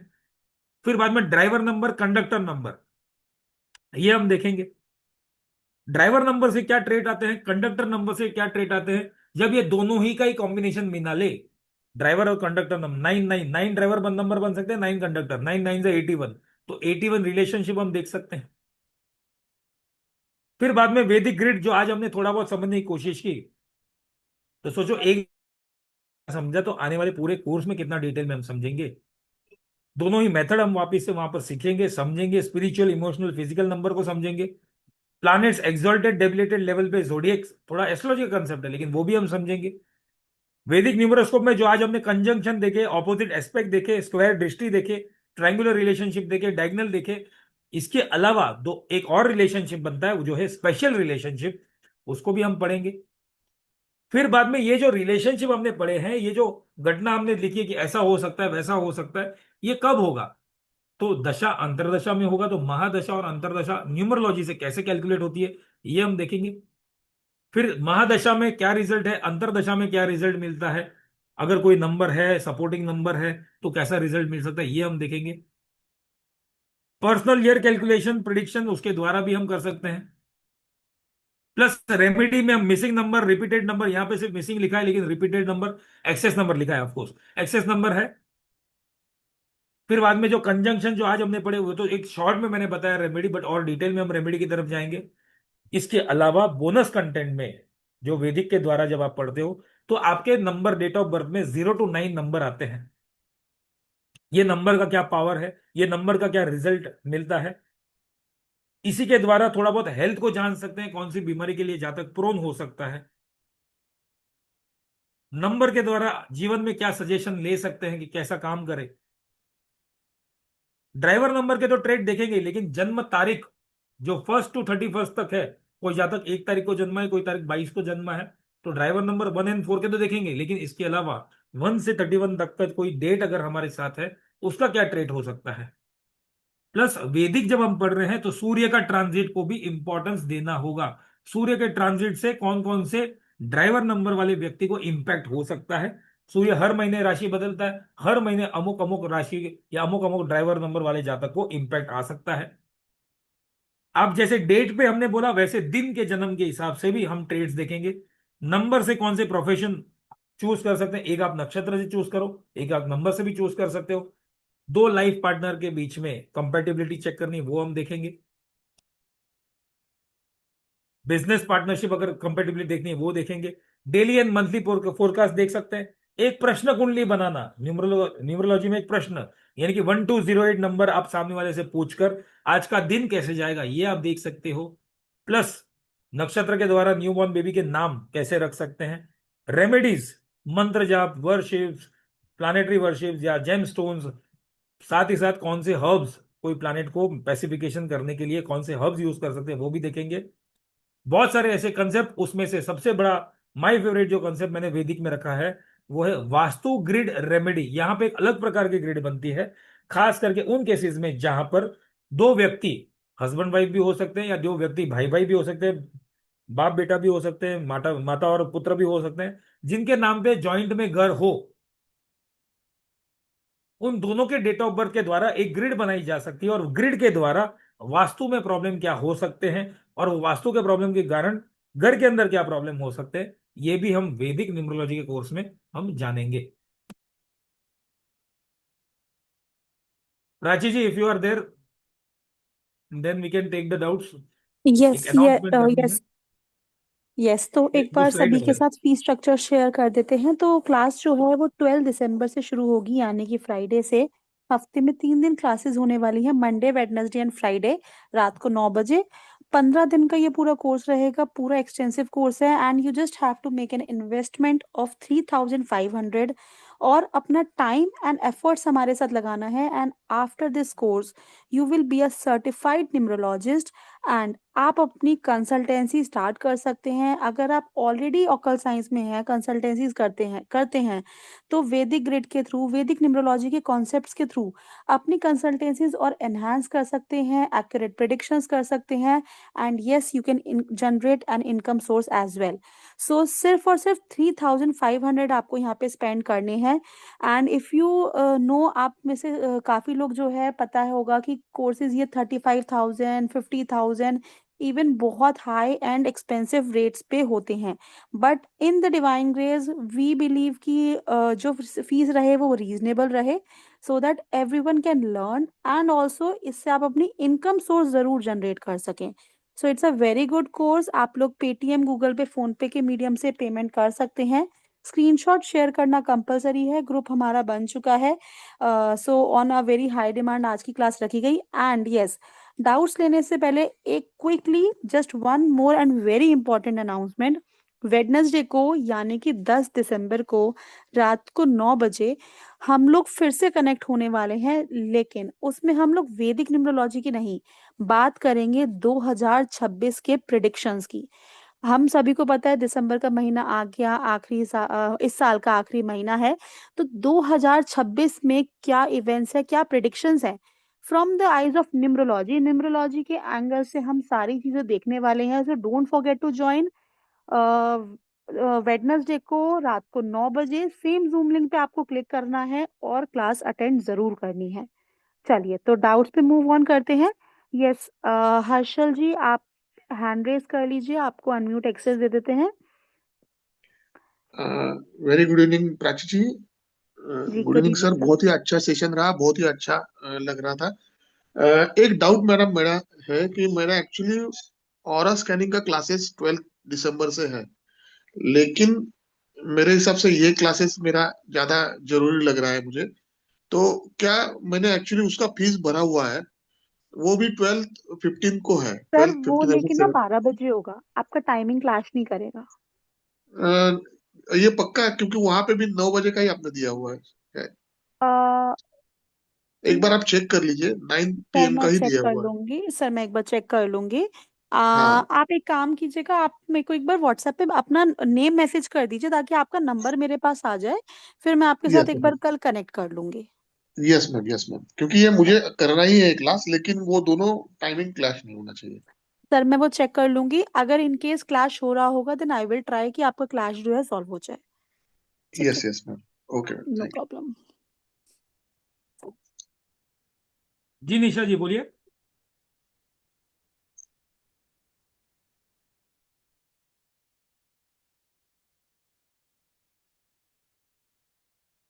जी निशा जी बोलिए।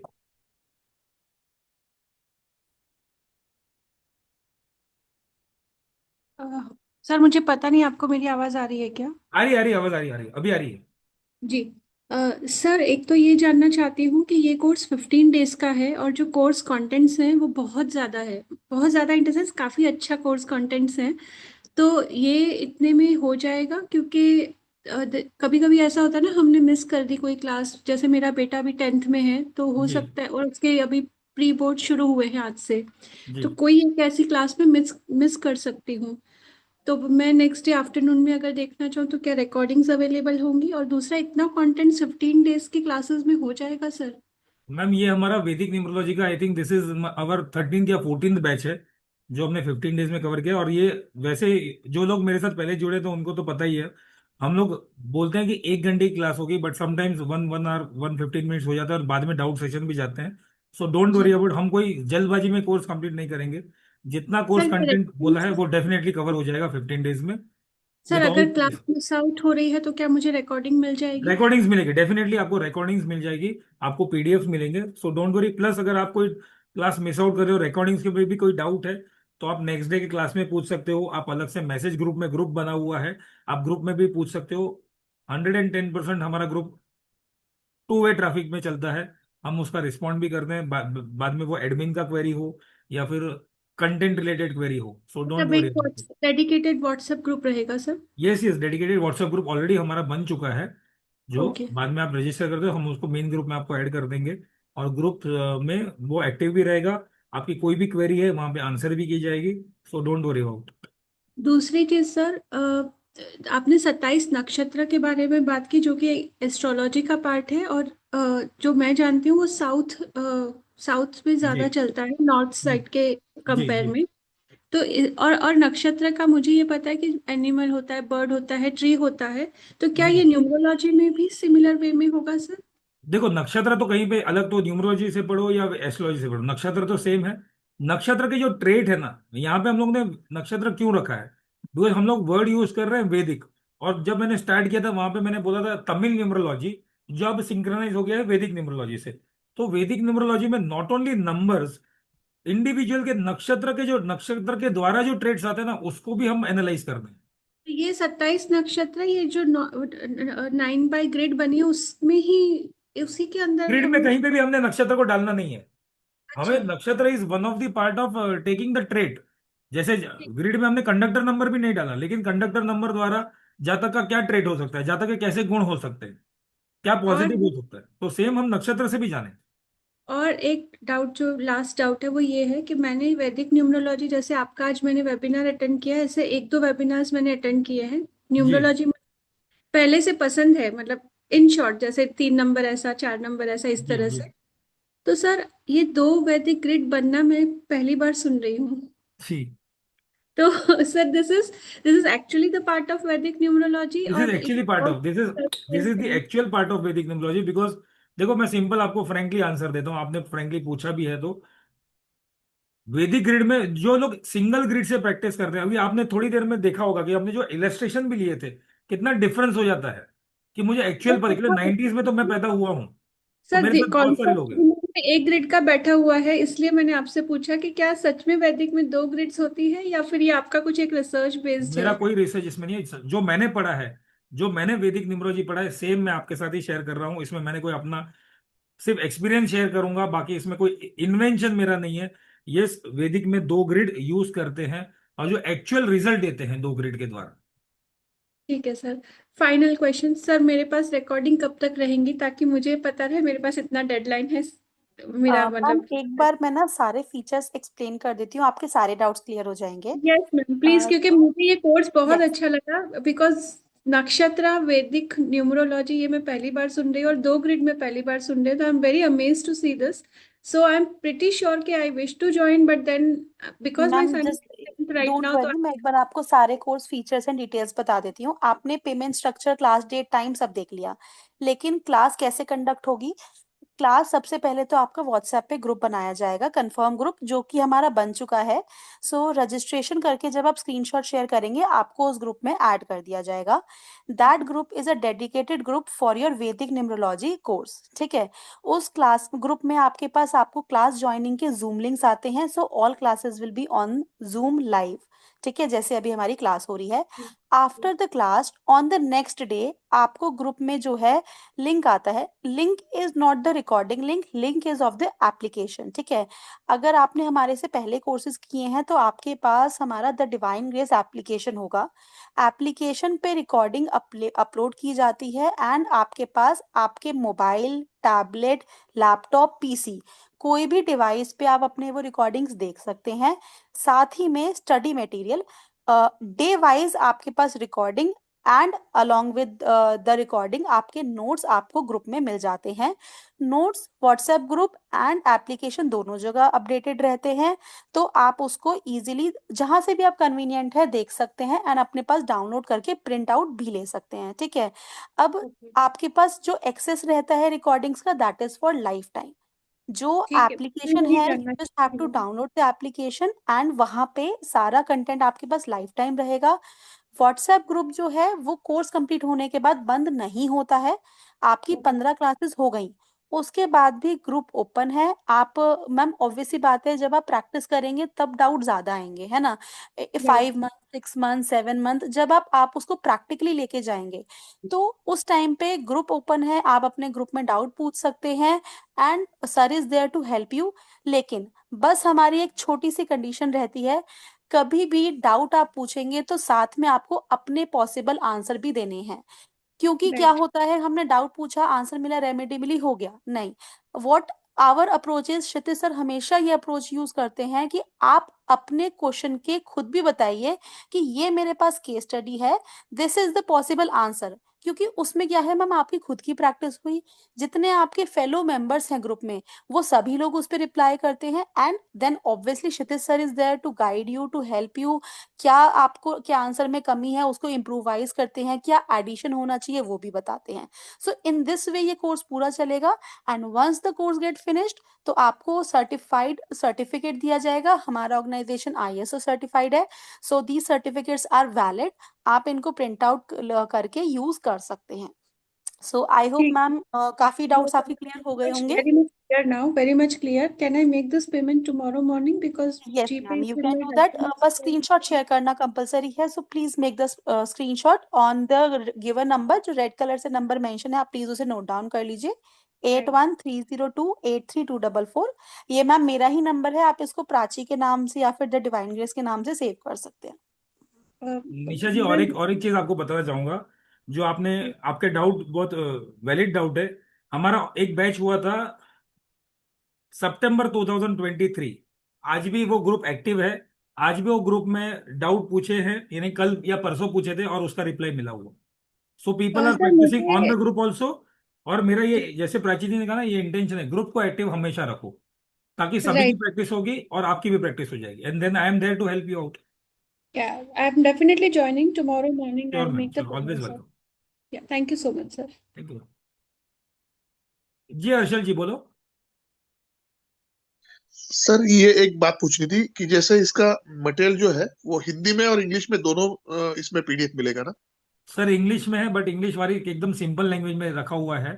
सो वहां पे आपको कोई ऐसे नहीं नहीं, टेंशन तो थोड़ा होगा सा नहीं। कैसा रहता है, थोड़ा प्रिडिक्शन करते टाइम हिंदी में रहेगा तो थोड़ा सा आसान रहता है। समझ क्योंकि सकता हूँ मैंने सर। काफी सारे पहले क्लासेस किए हुए हैं प्राची जी। जी के साथ। तो उसमें हमें जैसे लीना मैडम के साथ किया है, जी जी। तो हमें हिंदी और इंग्लिश दोनों प्रोवाइड करते थे, इसलिए सर थोड़ा मेरे सा डाउट था मेरा इसमें। पास तो जो मैं पीडीएफ जो बनाता हूँ, जो के लिए मैं ही खुद इसमें लिखता हूँ, तो मेरा सब इंग्लिश में, बट एकदम सिंपल लैंग्वेज में रखा हुआ है सर। सो हिंदी का सर ट्रांसलेशन। एक्चुअली ना वो कोर्स टू कोर्स भी वैरी करता है। अब देखिए कुछ कोर्सेज होते हैं जहाँ पे हिंदी कन्वर्जन इज इजी। जो आपने लीना या मैम के कोर्स किए होंगे वो सिंपल रेमेडियल कोर्स हैं। अब क्या है यहाँ या पे वो पॉसिबल नहीं है कि हम ट्रांसलेट करें। तो नोट्स ऐसे आपको दिक्कत नहीं आएगी कि आपको समझने में कोई दिक्कत आएगी, बहुत इजी लैंग्वेज सर ने रखी है। अगर आपको फिर भी ओके। कोई दिक्कत आती है देन ऑब्वियसली आप क्लास में सर से पूछ सकते हैं। Yes ma'am, yes, thank you ma'am, thank you. Thank you sir. And Harshal ji please message कर दीजिएगा अपना नाम ताकि आपका नंबर मेरे पास आ जाए। And I will definitely contact you tomorrow. चलिए तो फिर आई गेस क्लास को यहाँ पे एंड करते हैं, सभी के डाउट क्लियर हो चुके हैं। सो बहुत बहुत शुक्रिया आप यहाँ पे आए, और वेडनेसडे को जुड़ना नहीं भूलिएगा। अगर आप आगे कोर्स में नहीं भी आ रहे हैं, आप कंफ्यूज है, तो भी वेडनेसडे की क्लास बहुत इंपॉर्टेंट है एंड सभी के लिए ओपन है। तो ये जूम लिंक आप आगे फॉरवर्ड भी कर सकते हैं, बिकॉज 2026 के प्रिडिक्शंस के बारे में हम बात करने वाले हैं। It is a very important topic, क्योंकि नया साल आ रहा है, उसके बारे में बात करना बहुत जरूरी है। सो वेडनेसडे 10 दिसंबर को रात को 9 बजे सेम जूम लिंक पे क्लिक करना है और क्लास में आपको ज्वाइन करना है। सो मिलते हैं आप सभी के साथ क्लास में। Till then take care everybody, good night. Thank you very much, Hariom to all, please take care, thank you.